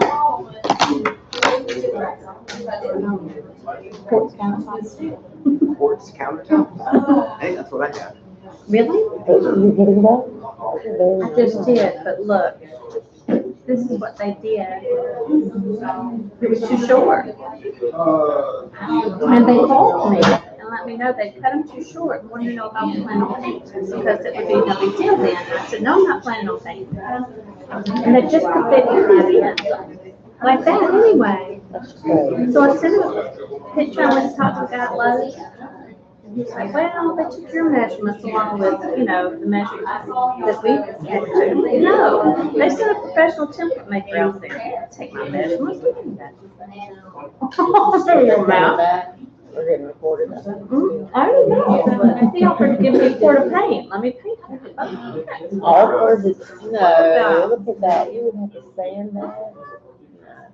So what I'm wondering is, can they just, they've just glued it, can they just take that off? Is that gonna pull all the drywall off the?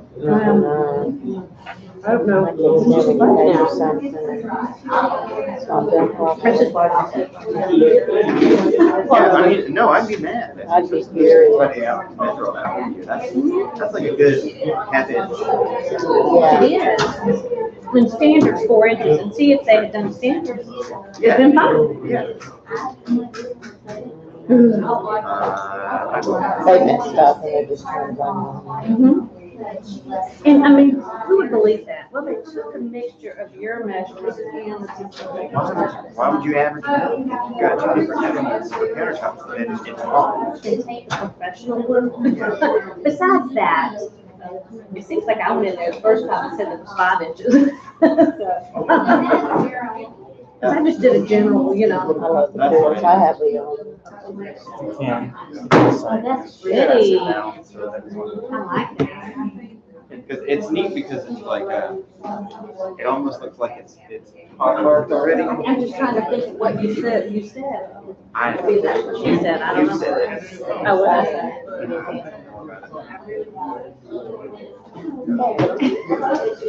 Oh, God. I don't know what I said. I didn't see you there. Usually when you or Woody are around, I think of everything that's gonna come out of my mouth before it does.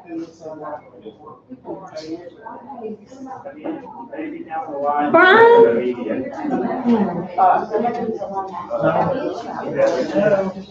Anyway, it looks like, He wasn't. I used to threaten Woody, I was gonna call his mom. I need to get your mom's number. I mean, it looks like lots of chips and burlaps, and then like covered in red. Yeah, I like it. A long time. Almost looks like gravel, without being gravel. But is it smooth though? Oh, yeah. All right, let's get on and get back to it. What is it? Just wanted to mention one more thing, show you one more thing in behavior besides the reports. What I took you through was just the behavior referral process, like what a teacher would fill out. So you saw they only do a portion of it and then they submit it. When a behavior administrator is working on them, whether they're doing it from start to finish or they're actually handling a referral that was submitted to them, they're going to go into behavior management, not the referral. Referral would stop you halfway through like what a teacher sees. But with behavior management, so I'm in the index under behavior and management, just to make sure everybody knows where I'm at. I'm going to collapse my index so we can see everything good. Okay. So administrators have a box similar to what teachers have. And of course the goal there is to keep that empty too, but that's a whole lot harder for an administrator when they've got referrals getting sent to them by all different people. You'll see the one I just submitted shows up in the box because I submitted it to the administrator, and I am the administrator too in here. But so you have a box as well. So you get to have all of this information listed here. If it is showing here, notice when you come in here as an administrator, it starts you off with the ones that are submitted or in progress. That means these are ones that you need to handle. So if they're hanging out in your box when you first come in, that means you need to do something with them. You'll see the status over here on the far right showing submitted. So anybody who submitted a referral, that's how it's going to show. If you already opened it and started working on it, it's going to show in progress. But you maybe left it there because you're investigating or something like that. So it can stay here while you do have it in progress and want it to be in progress. But any of these are those referrals that you actually can just click on and open up to start working on them. Or you can start with a brand new referral. As an administrator, you do it start to finish without it stopping you anywhere. You can sort any of these by their headers. You know, if you wanted to look at the beginning of the year, not the end of the year, you could actually just change your order for those by date. Or go back, either way. Locations, who submitted them, you can even do that. Submitted by. Oh, look how many y'all did. Y'all are actually doing them with me. I love that. That's great. Okay? But you can do any of these headers as a sort. Okay? You also have these filters at the top so you can look at your completed ones as well. You can get to all of these singles or the completed list. This will show you all the ones that you've actually already handled. So you can still get back to them from here. And you can even change them up as far as if you only want to see the ones that are awards, not just discipline. You can do that. Let's see if we had, I think I saw somebody had one. Yep. Okay. So you actually can sort it any way you want to. Right? But these are the ones that you would need to handle in your box. So if you click on one once it's been submitted to you, and of course you can do that from here, or you're going to have that link on your homepage, remember, when you're going to have an email with a link in it. But for an administrator, it looks a little bit different. You're not seeing that list of who to choose to submit it to because you're not submitting it. But you will see who submitted it to you. If you were doing this brand new, you get to choose. Your entire staff will be in this list, so you can say, you know, if it was maybe the cafeteria manager that reported something to you, you want to be able to put in their name, you can. But this is the same fields that we saw on the other behavior referral that teachers fill out. The difference is that you can also keep going and add the resolution. Okay? Add more participants, add more event types, change the event type, which you would need to as an administrator. You would need to come in here and click on that to change the event type. You don't want that going to the state like that, you know, or sitting in your file, I should say, actually like that. So you can choose the appropriate one. Anytime you choose a state reported event, you will see if it is, because it shows you the mapping right here, even the levels of severity. And you would see everything that they already entered for you. If you needed to add more, you certainly could. But then you can save that event after you have edited it. And you could go add a resolution. While you're in this referral though, if you wanted to call the parent, you have review participants over here on the right. If you click on that while you're in the referral, it'll pull up the person that's in this referral, and you can actually go to the contact and see their phone numbers to call mom and dad right then while you're in the referral. Okay? So you wouldn't even have to leave this area. You could go on and make a call to the parents. When you're done with that, go right back to your referral, and you can add your resolution here. It pulls up a panel just like the event page did. So you can choose the right resolution, whether it's a non-recorded one or state recorded. If you're giving them ISS, that's one of the choices in there. When you choose it, it depends on what you're choosing here as to what fields you get. Like with ISS or OSS, it's going to have you put in these dates and even an attendance code because it is linked in here. Okay? But if I chose after school detention or something else, y'all don't use after school detention, so that's not a good one. But it changes the fields depending on what you've chosen. Okay? So let's just say we're doing ISS. Okay? So you can go ahead and put in the end date. If it was starting today, as late as it is in the day, you probably tell them to go to ISS tomorrow. At the beginning of the day, probably just report there in the morning. And then I can put in the end date. If I'm just giving them 1 day, I can say just 1 day. When I click that end date here, it already marks your duration in school days. So you don't have to do that. Full day, or if you're doing just a couple of periods, that's what the time range lets you do. But this is telling it how to mark the attendance. And then you would choose your own name. You're the administrator putting in this information. And you can make that a required field so you don't have hundreds of those errors in student record for administrators not putting their name in. That always happens in every district I go to. You get those, right? Uh-huh. Yeah. You make it required so they can't finish it up without putting their name in. In details for the resolution, you have a box for that. Continuation of services, if you're doing that, like special ed, and they've gone over their 10 days.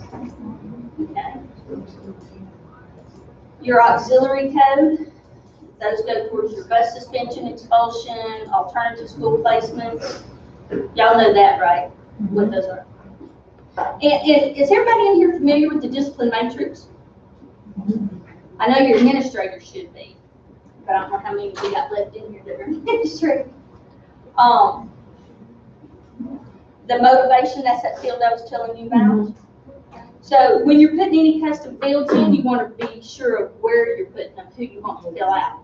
So if you put it on the resolution panel like this, the administrator would take care of it.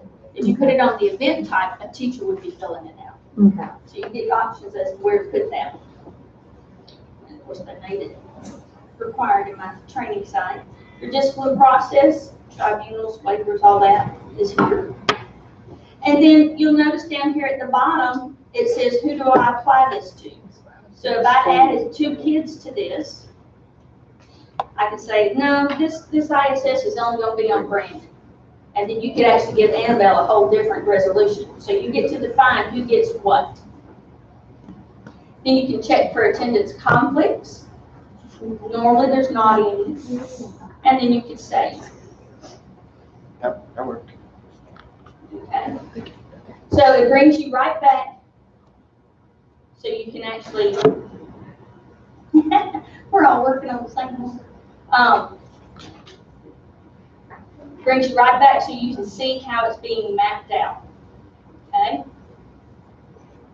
Once you are done, you must mark the status as complete if you are completely done with it, and then hit save. That way it won't be in your list at the top that you still need to take care of it. Okay. But you can still get right back to it if you want to by going to your completed list. At any given time that you have discipline in there, just say a kid gets assigned as a tribunal.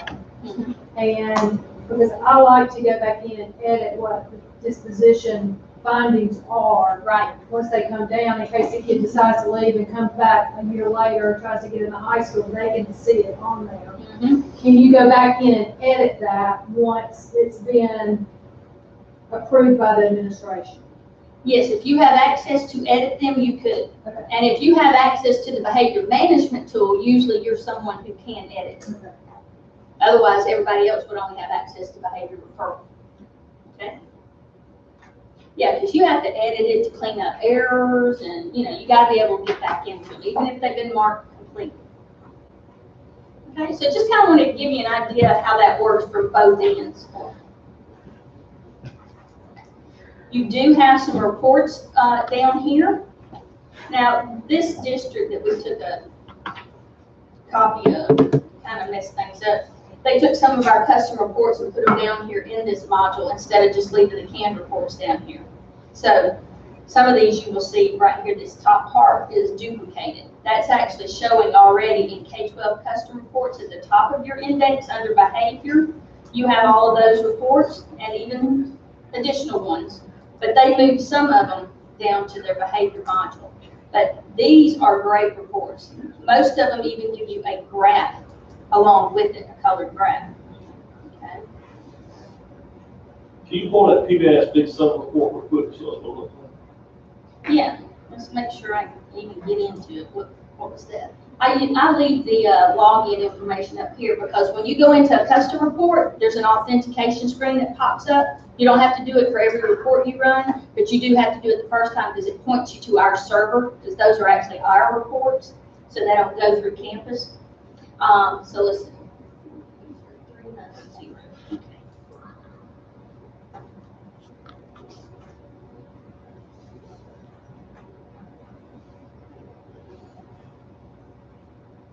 Okay. It's just running slow like everything today. You think it's Friday or something? We're all tired. Oh, Jesus Christ. That's great. Time, are you Well, all these things, it's behavior portion. And you could do a lot of things.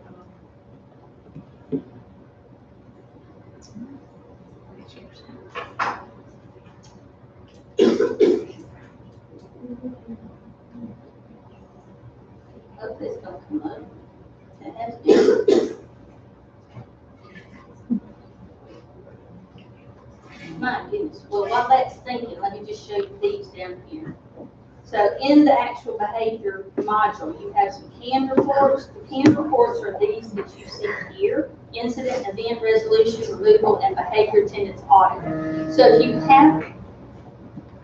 you have any discrepancies between your attendance or your behavior, this report will show you, this audit report.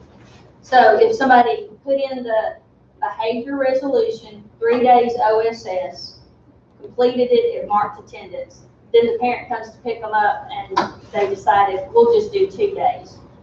Attendance clerk hears the conversation, changes it on her end, so if hers is right, the administrator would need to change the resolution on that referral. It would update the attendance, but if they forgot to do that, it would show up on the report that the attendance does not match the behavior resolution. Okay, so that's a great report there. And then these others give you the different counts that you may need to look at. Oh, I don't know if it's going to work or not. Something's going on with it. Sorry, everything.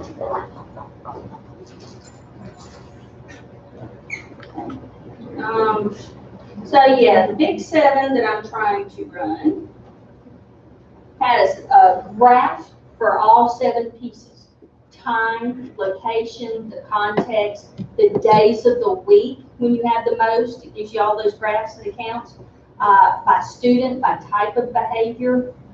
I should have been counting those. I think that's 6. What am I missing? Time of day. I didn't say that already. Okay. So yeah, so it gives you all of those with a graph. Well, I'm sorry, it's not going to Behavior that's. Well, sorry. I won't be waiting on it though. But it is a great report, like I said, with a colored graph, which is really nice. So once y'all go live and we do the actual behavior training, I will show you that. Okay. All right. So under health, let's move on to behavior. Any questions about behavior? I know there were a lot of questions about that. So don't want to rush through, but any other questions about behavior? Okay.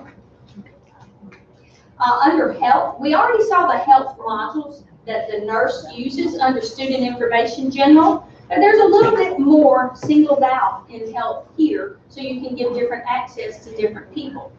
The main thing I wanted to show you that everyone should probably have access to is the health office calendar. And I'm going to change the day back to a real school day. That's pretty cool. Let's go that automatically so I can see. I'm just going to move back to August and change the date so y'all see what it would look like. Well, and of course, they've already been done. Okay. So just to give you an idea of this list that everyone should have access to, I told you the nurses can actually work from this list. All these kids' names are hyperlinked so that when they click on it, it just opens up that visit for the student and they can handle it right there and discharge them back to class. When they discharge them back to class, it will actually give them a timestamp. And of course, it's not showing me anything. Boy, it always makes a liar out of me in this training site. Yeah.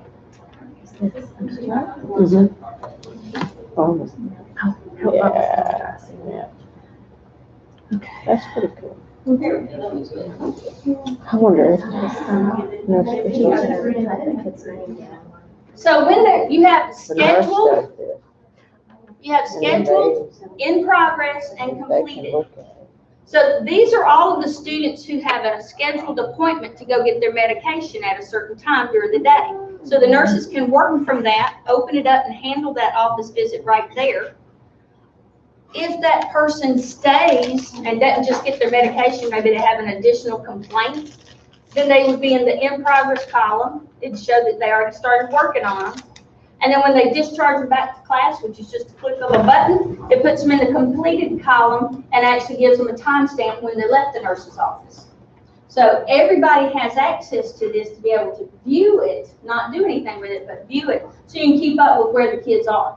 So, you know, if Caitlin tells her teacher, I've got to be at the nurse at 10 o'clock, the teacher could actually look and say, yeah, I say, okay, go ahead, you know. Or if they see somebody, you know, Bobby's over here, completed 30 minutes ago, where is he? Somebody might want to go look for him. He's hanging out somewhere. He didn't make it back to class yet. So you can actually keep up with where everybody is. So that's why it's normally given to everybody to actually be able to view it. But nurses can actually work straight from this area. Even if they weren't scheduled with an appointment, if they show up in the nurse's office, you can see them in the in progress column. Okay, and then when they get discharged. They also have their health screening batch entry. So if you're entering all of those, like for scoliosis or anything like that, you can set up the type, choose the type. If most of them were, you know, just doing the original, not a rescreen, and the status, if most of them were normal, you could actually set a whole group, a whole grade level, or a whole homeroom all at one time as normal, and just change the one student that might be different. So you can actually choose however you'd like to do this information. Even select students this way to be able to mark it in mass. Okay. And then of course they got a bunch of reports as well, a lot of reports. Okay. So I don't know if any of y'all work with the nurses at all, but just wanted y'all to see what's available. Now let's go on into the attendance.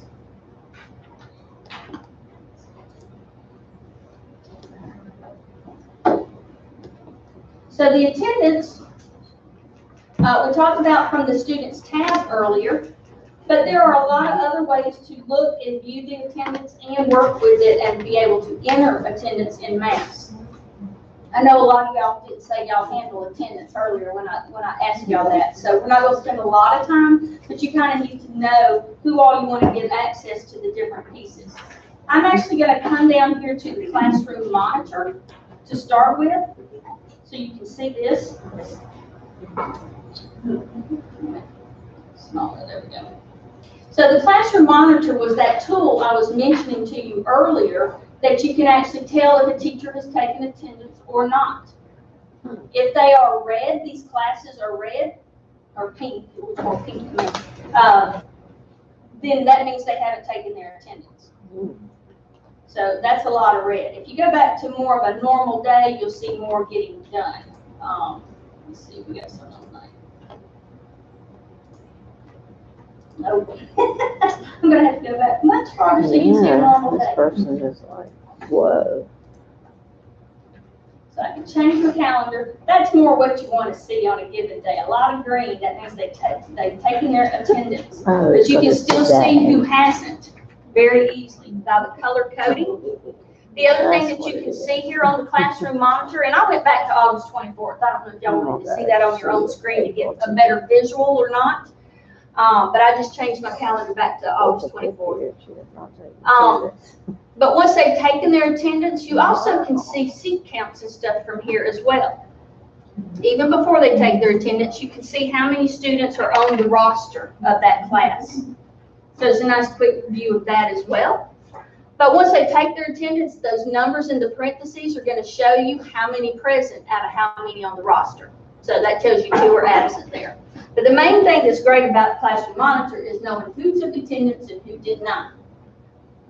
So that's easy to see. So that's something that administrators and attendance clerks are going to want to keep up with and get everybody used to with the new processes when y'all start your school year this year. This is also the best place to take the attendance from a sub. So your subs come in, they check in at the front desk and say, hey, I'm here to fill in for so-and-so for the whole day. Then you can actually go to the reports. From my index, you have reports, canned reports, a lot of them. But in that list of reports, there's one called sub-attendance roster. So if they check in at the front and say, I'm here to fill in for half a day, or we'll say Mr. BB. I can just click on that teacher. You can choose multiple, so if you got 5 subs checking in at the same time, you can certainly hold control and pick all of them and print out all at once. Okay? Or you can choose just one person, either way. But then you can generate the report. The report will give this sub a list of rosters for each one of those classes that they are supposed to be taking attendance in. So it will tell you who they're filling in for, on what date, so you'll always have that record, what class, and even some additional information like the time of the class, how many students, all of that, and a place for them to mark absent, tardy, time in, time out, comments, and then they're supposed to sign off on it. This is what they turn into the front office at the end of the day, or after each period, it depends on what your process is. So they'll get one for each period they're supposed to take attendance in. Okay. Then when they turn them in, your attendance clerk can go to the classroom monitor and click on that class. Of course, I didn't choose one that had some missing, but let's say it was BB, I think, doesn't matter. But they just click on this, it brings up the roster. So they're working from the paper that was turned in. They can mark whoever's absent or tardy, any comments, and save. Once they do that, it will register and turn green that they have taken the attendance for that class. Okay, and they'll just work through those papers. If no one's absent, they just hit save. So an easy way to take that sub-attendance, you just move straight on across the roster. Rosters, all of the classes. Okay. I think it was the woman that was sitting here, and she's not even in here now, that was wanting to see this stuff. You want to ask all those questions this morning? Yeah, she didn't see the behavior or this. It just hit me that that's the one who asked me all those questions. Yeah. Oh, well. I don't know what happened to her. Yeah. She got called away. All right. The next tool down is daily attendance. This is still a good view for everyone to be able to see. I am going to shift back in my dates again so you can see the normal day. Because in a normal day, especially at a high school, a lot's going on. There's a lot of comings and goings in a single day. And this is normally what that report would look like. Okay? So it's a view that anybody can have access to, even if you're not the one editing it. If you just need to be able to look real quick and see if a certain kid was absent, you can see several on a page instead of looking up each one individually. So this is anyone in your school with any attendance mark at all on that date. And you can always shift back to a different date if you need to. But your attendance clerks can even work from this page if they wanted to check students in. If they were marked absent in first period, they could actually come in here and change that by clicking on the code and open it up so they can edit it. They can hover. You can see the ability to hover, who marked it, any comments they put, any of that information. Okay. The suspensions, all of that. Okay. And then the detail links just gives you that student summary page so you can see their contact information if you needed to call.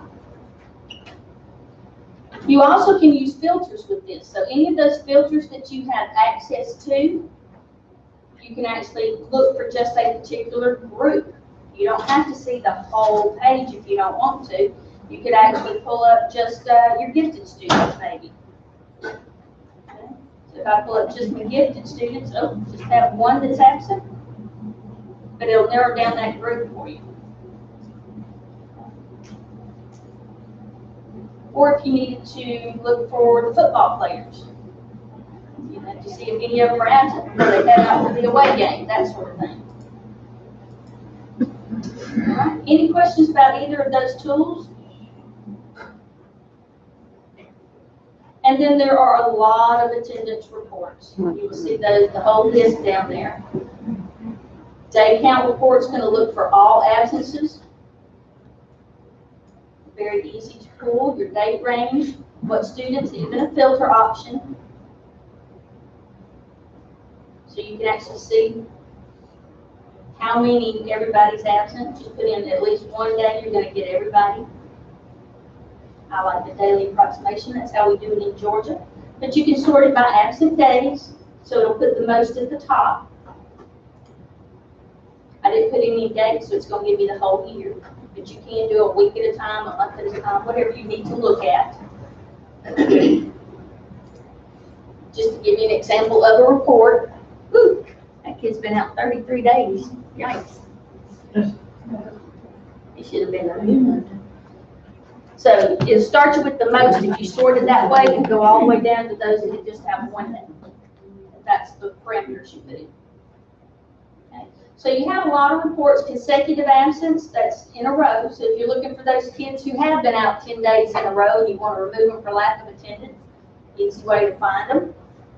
Or if you're checking for your prior 10 days before FTE and you want to see anybody who's been out for at least 8 of those prior 10, so you can call them up and say, hey, come to school tomorrow, we need to count you. Get them in there. Maybe you can do that. But there's a lot of different reports down here for you to do. Will you talk about that section change tracking report in there? This is one shot. Just briefly. Yeah, and of course it tells you in the header up at the top what it's going to display. Depends if you're looking for the date that was modified or the date of the attendance that was actually put in. So if you put in a date range, let me get back so I have some attendance in here somewhere. Okay. And if you want all teachers, all sections, any changes to the attendance, then you're going to be able to find it for any of the classes. Now, if you're looking for someone in particular, you can pick one teacher or one class, however you like to do it, and even how you want to see the sections, how you want to print the report by teacher. Okay. There it is. So you can do it by when it was modified or when the attendance was done. So it's going to show you if any attendance had been changed on those students and who did it. I should have probably chosen to call it big branch. That's what I'm taking.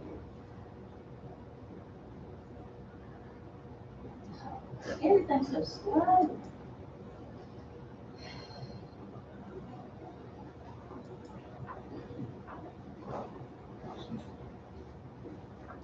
You said in the grade book now, that teacher, if a section or a child changed schedules, that teacher should be able to go back in whether they taught them prior or they changed classes, go back in and see their former grade and their the assignments, the scores, even the categories and weights that they were aligned to. Yeah, they would be able to see all of that. Oh goodness, that's taking forever. That transfer over, like if a child was with one teacher for first semester and another teacher for second semester, would those average together in the grade book? For the same course, it'd have to be the same course, yes. Okay.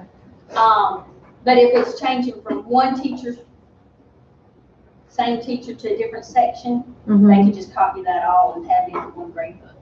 The way we got it, I don't know if this is a problem for middle school and high school, but for elementary, if a child changes from one homeroom teacher to another homeroom teacher, all the grades are lost. No. They have to be put back in Power School. Out for y'all. Well, let's just start by saying nothing is ever lost unless somebody deleted it.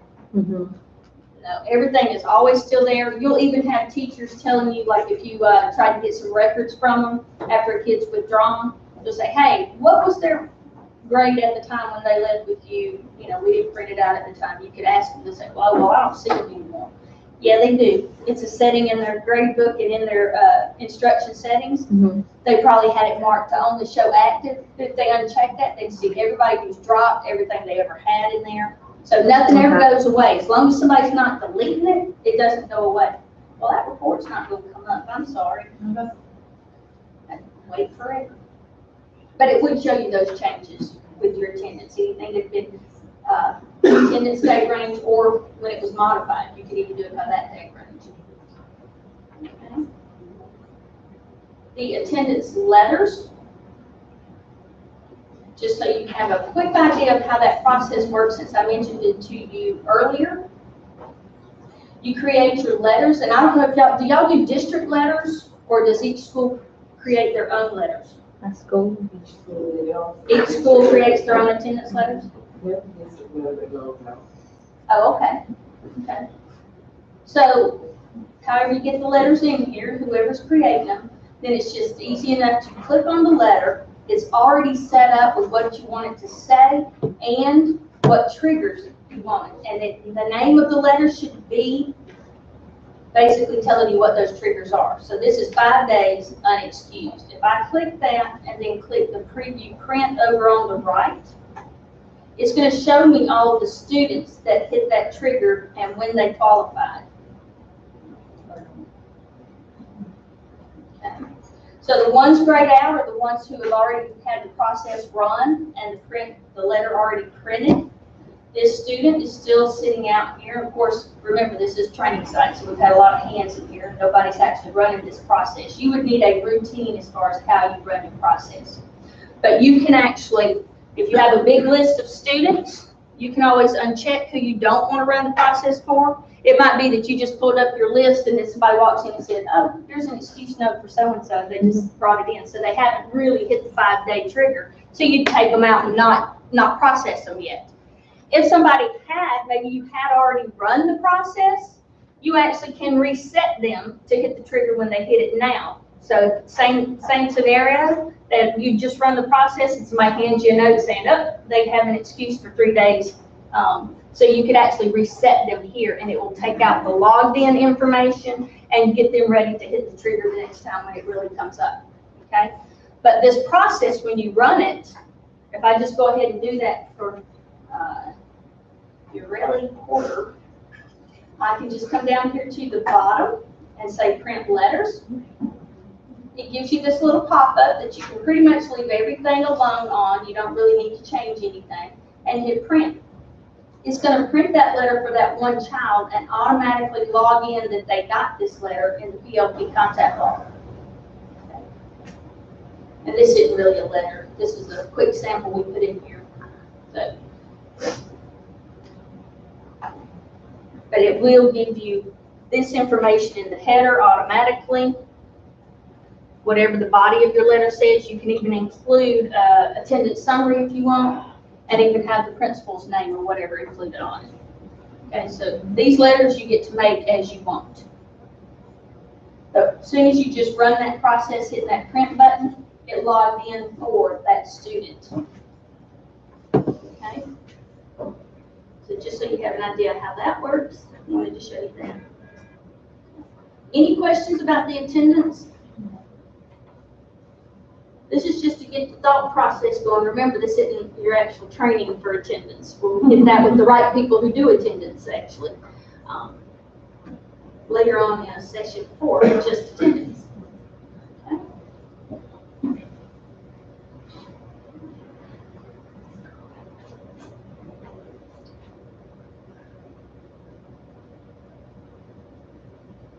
I'm not getting into any of these big ones until tomorrow.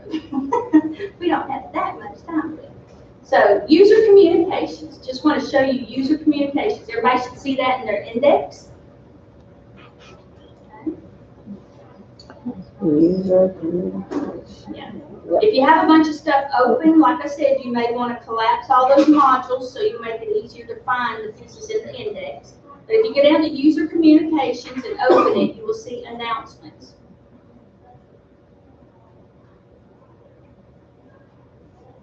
Is everybody seeing that? Mm-hmm.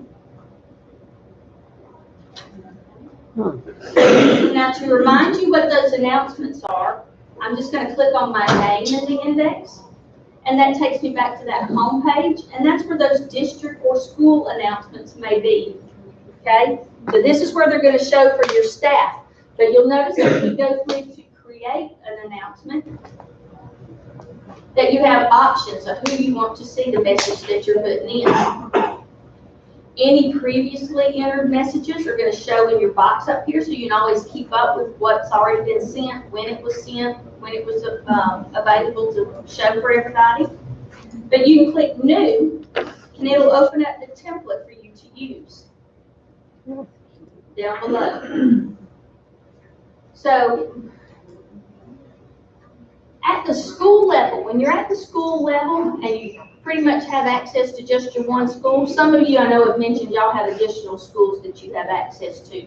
So if you are one that is also going to create one of these announcements, you need to pay attention to what school you're in. Because whatever school you're in, it's going to show you that school, and that's who's going to see that message. Okay?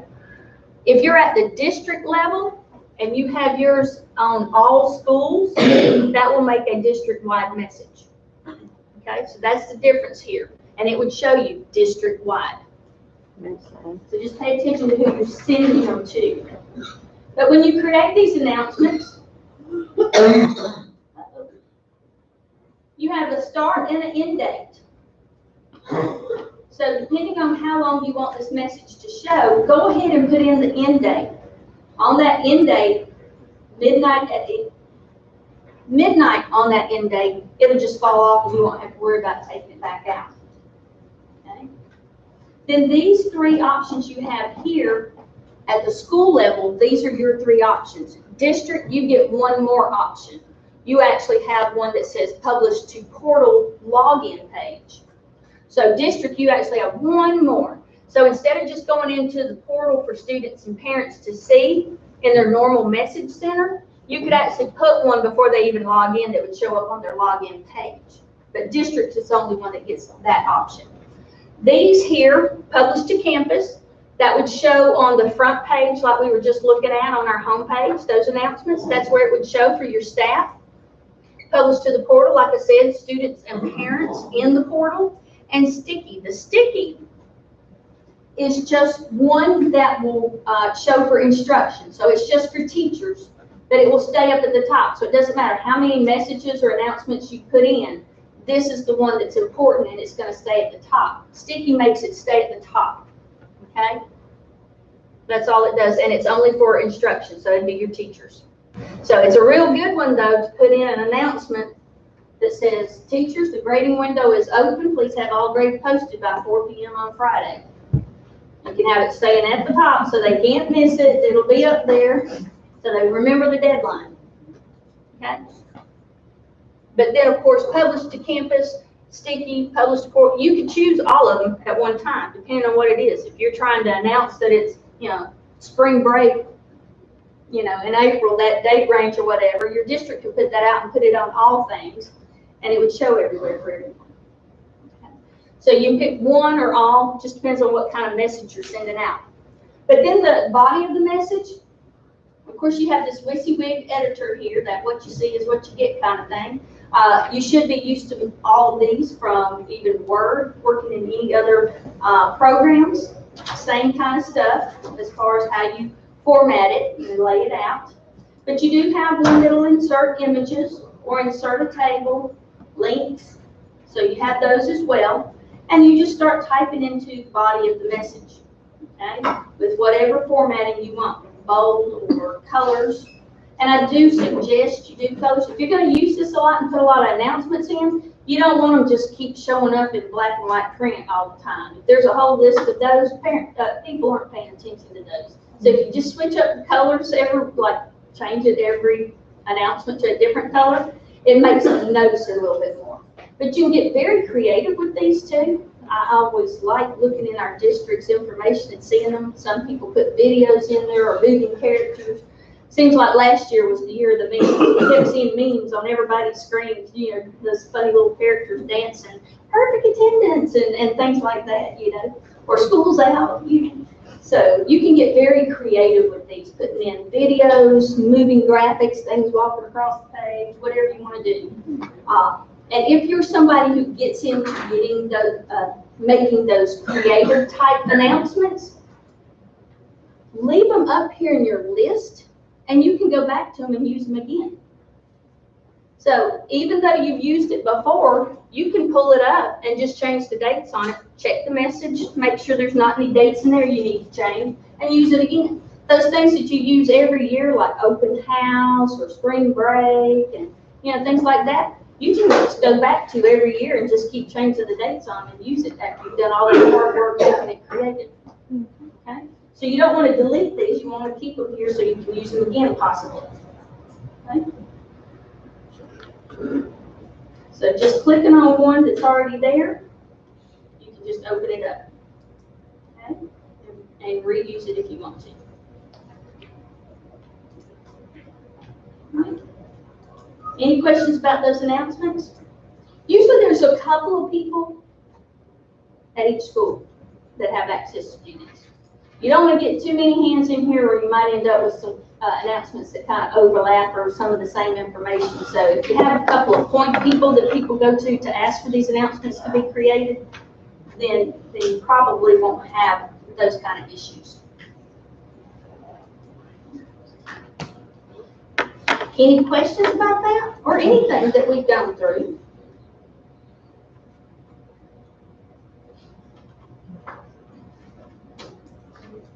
No? Do we need to get up and do jumping jacks? Get the blood flowing? All right. So now let's go on into ad hoc reporting. I think we have enough time to see some of these features so y'all kind of decide who all needs access to which pieces. Ad hoc reporting is where you can build filters. The filters that we were seeing as saved filters for advanced search, where you saw them in the attendance area. Anytime you have those filters, they're going to be in all of those other mass creating tools as well. So you can actually pull in the groups that you want to do those mass entries for. So if we go to ad hoc reporting, the first thing you're going to see is Filter Designer. And we're not going to go into this in great detail, so you'll make, that's a whole session to itself. But just wanted you to see your options, how you can see the filters here. It's the same list I had in advanced search. Any of these, you can certainly edit. You'll notice all the buttons are grayed out. Until you click on something, it's going to be grayed out. So if I click on just any filter, you'll notice it gives me all my buttons that I can use. So if you want to use for a filter the search button, it will actually put that list of students in your index area, your search results area, so you could use them as a working list. You can do that in advanced search too without coming to ad hoc. Okay, so that's what search is. If I click edit, it's actually going to open up that filter so that I can change it. This is a selection editor filter where you can easily just click on who you want to put in a group. If they are not in a class together or a club together or grouped in any way by a flag, like they're all gifted or something like that, there's no way that these kids are connected, but yet you need to be able to send them a letter or something like that. You can make the group by just picking and choosing the students. So a selection editor lets you just pick those students. You can just hold control and pick who you want and put them in your filter by clicking the little arrow over. So easy enough to get a group when there no other way links them together. Okay, so that's a selection editor. It gives you the options up at the top. So you can choose just a grade level if you wanted to. Just narrow down your search, and you can search by name. That's one way to get a quick group put together so you can send them a message or a letter or whatever you need to do. So if we're back in Filter Designer, let me just show you this. That would be this option here. The filter type, you have to have one filter type and one data type. So that would be your selection editor. And that would be student as your data type. When you go to create it, you will see that it gives you those same options I just showed you. Okay, so you just name it, choose your students, and then save it.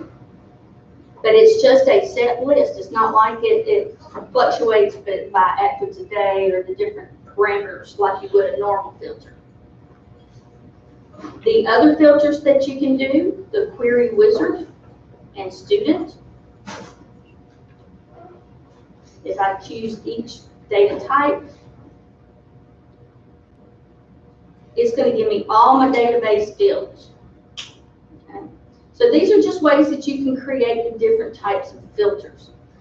That's a whole class in itself. You can see that it does a whole lot, and it gives you the whole database tables to choose from.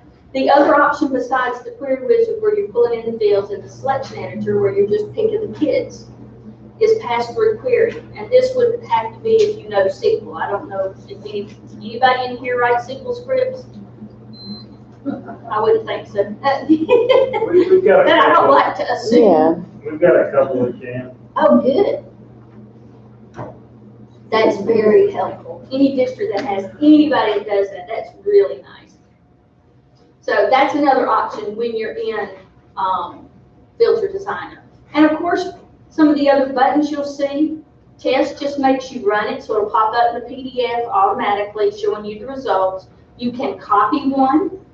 You're going to need to copy it if you're going to edit it. So if it's one in these groups that you're a member of, so say you're all in a assistant principal's group that's all been shared with you, if you like a filter but you want to make some changes, you copy it first, then you make the changes and save it as your own. You don't change the one that's in here for the whole group. Okay? So that's what copy's for. And then of course if you needed to clean them up, you can delete some. But you also can, let me click on here, export it. So you can export from here.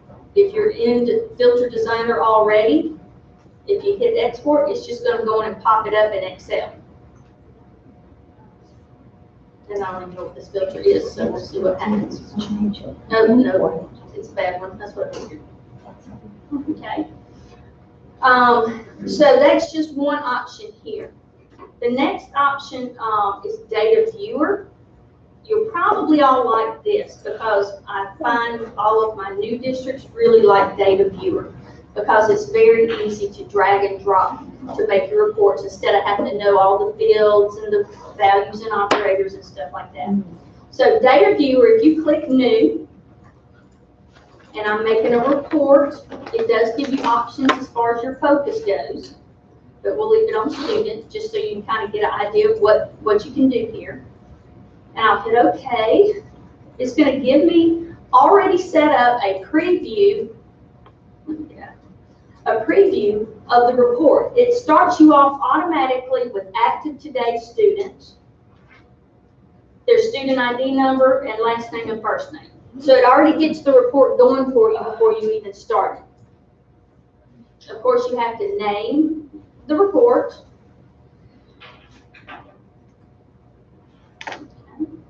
So I can name the report. Well, everything's so slow. Goodness, it's killing me. So you have two different areas. You have the filtering area, and then you have the report preview. So you can actually have fields that you want to be considered for how you're pulling this report, but you don't want to see a whole column of it down here in the report, like active today students. You don't need a whole thing that says yes or no, they're active. Okay, you just pull in your active ones.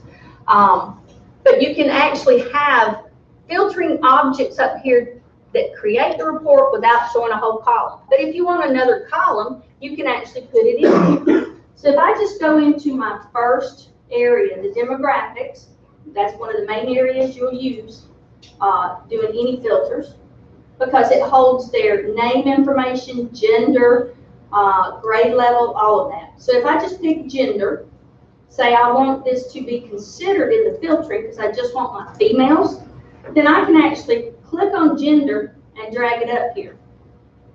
And then I can say equals female. It's changing the whole time I'm marking this and only giving me what I'm looking for. So your preview is changing every time you add something. So I only want my females. Maybe I also want grade level. So if I want the grade to actually show in my report, I can double click on it. And it'll put the column into the report. Okay? So you drag if you want it considered as part of the filtering, but if you want it to show in the report, you just double click and it goes right into it. Then each of these, yes ma'am. Put in here where it says field, but how do you get the male or female, the toggle on the right? You put it up here? Did you put it in the report or up at the top? At the top? Okay. So if you look at your operator drop down, there's a drop down on it. And of course, this is something you'll just learn what all of these are as we do more training on it. But you have a lot of operator options. So you could say equals, and I know female, F is the code. So that's what I put in here. But you have, depending on the field that you choose, these can be different. Okay? So I picked equals and F for female. So I created the value. I'm sorry? So I created the value, I put in F. Yes. For gender, it's only F or M. Okay. But then I put the grade level down here. So any of these fields here that are in the columns, you actually, the headers let you do different stuff to them. So I could say, I don't want the student number showing, I don't need that. I could actually remove that column. If I just click on it, it goes away. On the grade level, I could say I want to group it by grade level. So I could actually choose group by this column. And then of course you notice your other options in there are ascending, descending, that sort of thing. So you can do that as well. But it'll even give you a count as to how many. And this is just a preview. It's not giving you the full thing. You know, it's only displaying the first 10 of 687 records. Okay? Just to give you a preview of what it's going to look like.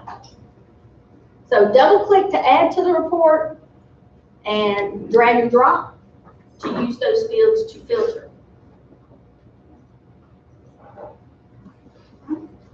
And if I want to save it, so I save it and I go back to the reports, it's going to be there for me. So there's Baldwin, that's what I named it. Once I click on it, once it's already an established report, then I can click on it and I can add additional filters. Maybe I wanted all of that criteria that was in my report, but now I only want it if they are gifted or special ed or something like that. So I can look for any of the filters that I have access to. I'd say my EL students if I want to make it an even smaller group, smaller report, and more defined. Your report output, you have PDF, CSV, if you want to pull it into Excel, you certainly can, or HTML. You have those options here. And then you generate the report.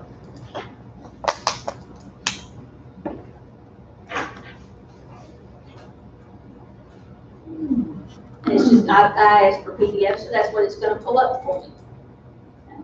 So it grouped them by the different grade levels. Like that. So data viewers are a real easy tool to use. The other thing I should show you too as well, if I go back and edit it, pull it back up, is the search box. This is going to be very helpful to y'all because you don't know where all these fields are. The database tables is massive, so it's kind of hard to find. But if you use your search tool, what if you wanted to add their email address? You could just say email, because you know it's going to be in several places. You need to narrow down the search. I can put email and hit search. It's going to show me everywhere there is an email and take away all those other tables that you didn't need. So it's much easier to find that information. Okay, so I can say I want the student's email, or you can even have secondary, depends on what you're wanting. But that will help narrow it down for you. Okay. And I double click and put it in my reports. But that search is really going to help y'all out to begin with. Yeah. Any questions about doing data viewer? What is the advantage of query wizard off a lower data viewer? Because in the past, we always had to use query wizard. In the olden days, to really make it clear. So Yeah, query wizard, the difference with it is when you create a report like this, in data viewer, it's just your report. You cannot share that with anybody. Yes. Query Wizard Filter Designer, you actually can share it with whoever you need to. So if I go into a filter here and just edit it, I'm just picking Filter Designer, clicked on one, and I'm clicking Edit. Down at the bottom, you get to choose if you're saving this to your own user account or even a folder if you've got folders organized in here. Or you can pick the group and share it with that whole group. You cannot do that in Data Viewer. They are your own reports. You could export them out. You know, if you put it in CSV, then you could share it with someone after it's in CSV. But they can't get to your reports. Okay? So that's the biggest thing. The other thing is you would not see it in those ad hoc filter drop lists and everything, like advanced search or attendance, or you would not see those because they're just reports, they're not actual queries. Okay? That's why us old school people just stick with Filter Designer. When they added that Data Viewer, it's like, why do they use that? I can't see it anywhere else. But then, of course, as I started training, I realized, oh, that is awesome for people who aren't as used to using Filter Designer. It's so much easier to pull them in and find them. So it made sense for that, but no, I go straight to Filter Designer because I like to be able to use it everywhere I can see it. The other options you have under here, just so you know, so y'all can kind of be thinking about what you might want to do, is you have a letter designer and a letter builder. This lets you create letters, general letters, not specific to attendance or behavior. They have their own little letter designer and stuff in them. But anything you create in Letter Designer will actually show in the ad hoc tab in Student Information General. I didn't take you to that tab because there's nothing in it right now, but that would be on every student. So if you had, maybe you were creating a letter, do y'all do any like invitations to after school tutoring and things like that that you might send out? So you could create that letter, have it already formatted to where when you go to that student you want to invite to after school tutoring, you just go to their ad hoc letter and print it out. It's going to fill in all their information into all the fields. And then you print it out for that student and send it home with them or whatever, or mail it, whatever you're doing. So any of those kind of forms and things like that that you want to have on every student ready for you to use, you can create in Letter Designer. One I know that most districts do is a special withdrawal form. We already give you a withdrawal form that you can use, but it is a complete withdrawal form. It pulls everything. So it's pulling in any attendance, any behavior, the transcript, the last report card, everything. So it's a complete withdrawal form. Not what you'd want to send with a student who's telling you they're withdrawing to go to another school. Because if you send it, you're never getting a records request because it's already got everything in it. So a lot of districts create a quick withdrawal form or the initial withdrawal form. I see them calling it different things. So it's on that student's ad hoc letter tab, and they just print it out. All it does is confirm what grade level they're in, if they're special ed or not, you know, just some basic information if they're currently suspended, and just that, just to get them in the door at the new school, but then the school's still going to have to ask you for everything else. That way you get that documentation you need for the records for state reporting. So you can create any letters in Letter Designer, and it be on the individual student, but then you can even use the builder to put it together and actually print it in mass. So if you wanted to go in and print it for a set group of kids, like everybody you wanted to invite to after school tutoring, then you could have that group, a filter created, and then print it out in mass. So you can do it individually or in mass. Does that make sense? Mm-hmm. Or is it clear as mud? Data export, still working with those same filters, so whatever you have access to, this is where you can export. Oh, that's the same lady. Oh, she left. I'm telling everything that she asked me this morning. She left. She asked about it, you could export it. I can Steve to help her with it. There you go.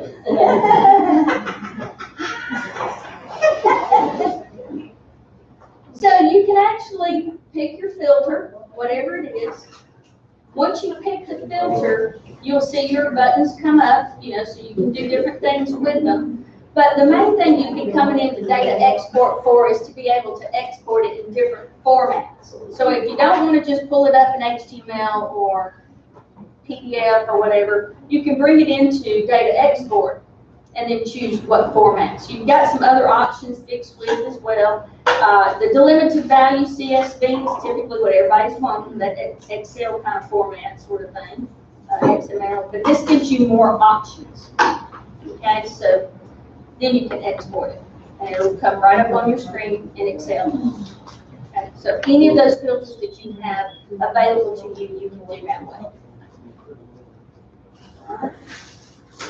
Any questions about that? I'm sure you probably have some questions about that. But there's actually going to be training where we actually do them later on, because it's pretty extensive, everything that you can do with that.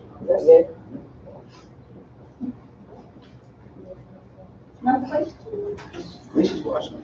She is. I figured. As she's doing what before, she said. Great, thanks. So can you do imports? Are you gonna talk about imports later, or? You're welcome, Ms. Brown.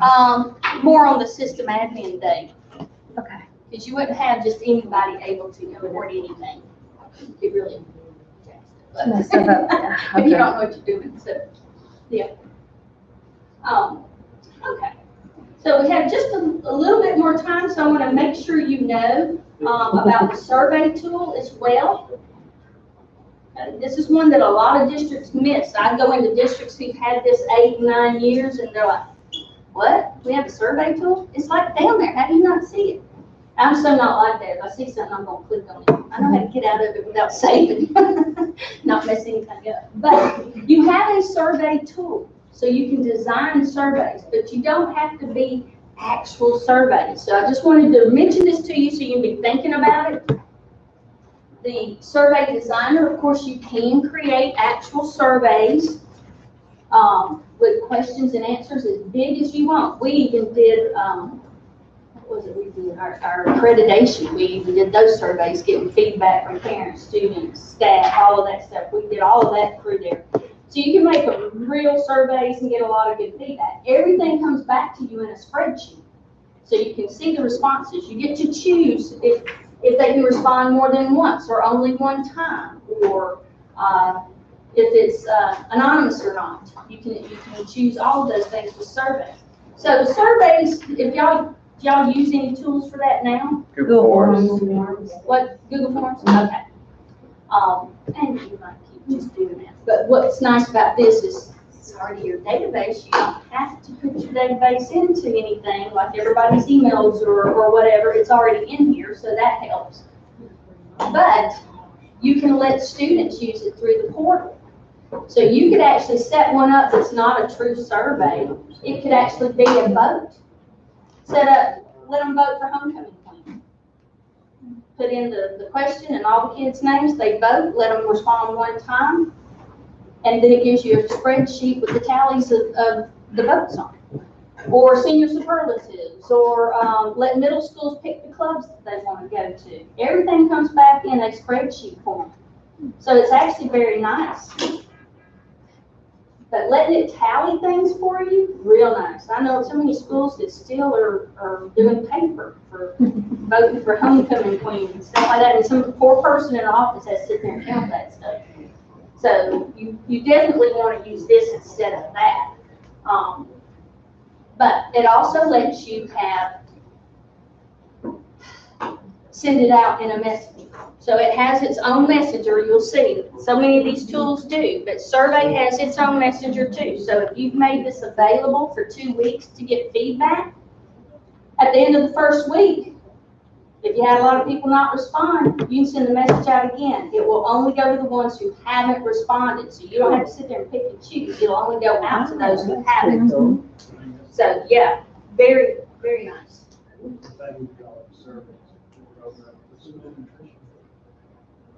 do a lot of those.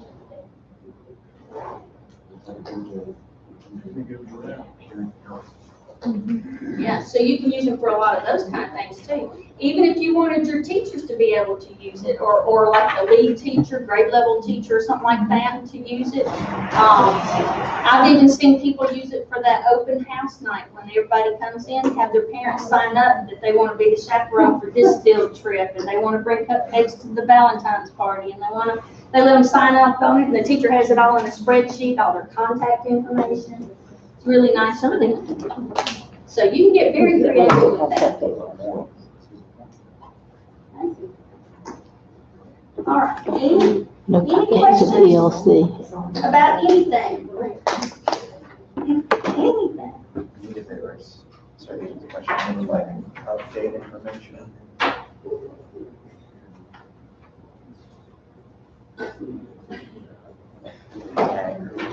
Somewhere. Can you put the survey messenger, you can put it on parent portal, it'll send it there too? Yes. Yes. You send it to them in a link in an email, so they just click on it, it opens the survey. Or you make it a link in the portal where they have to go in the portal to do it. That really promotes portal usage too. Because there's nothing that parents like better than putting their 2 cents in. So if you tell them you want feedback, they're all over that. And they want a portal account, even if they never had one before.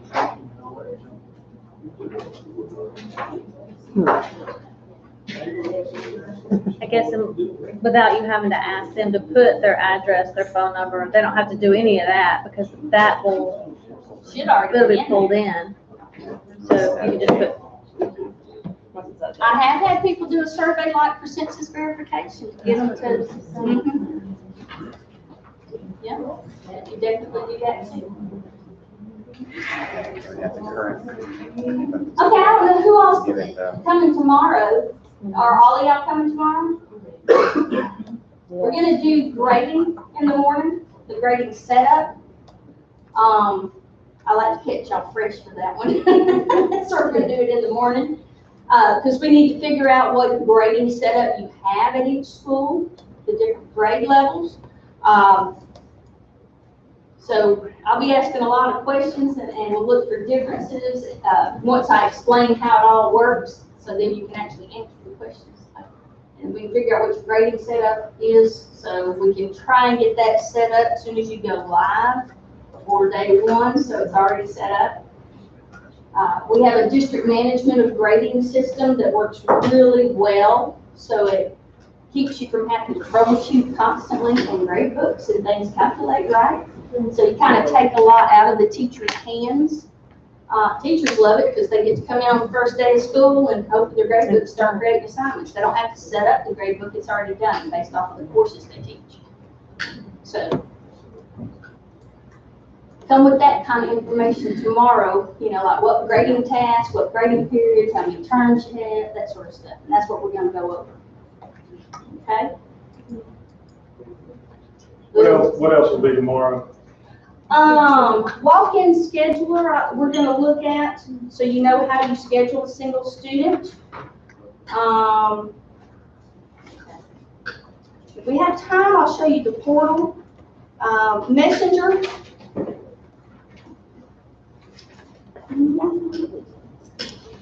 Y'all know anybody else needs to be here tomorrow? Messenger. What now? We need a few of our teachers here. Well, has anybody else got a source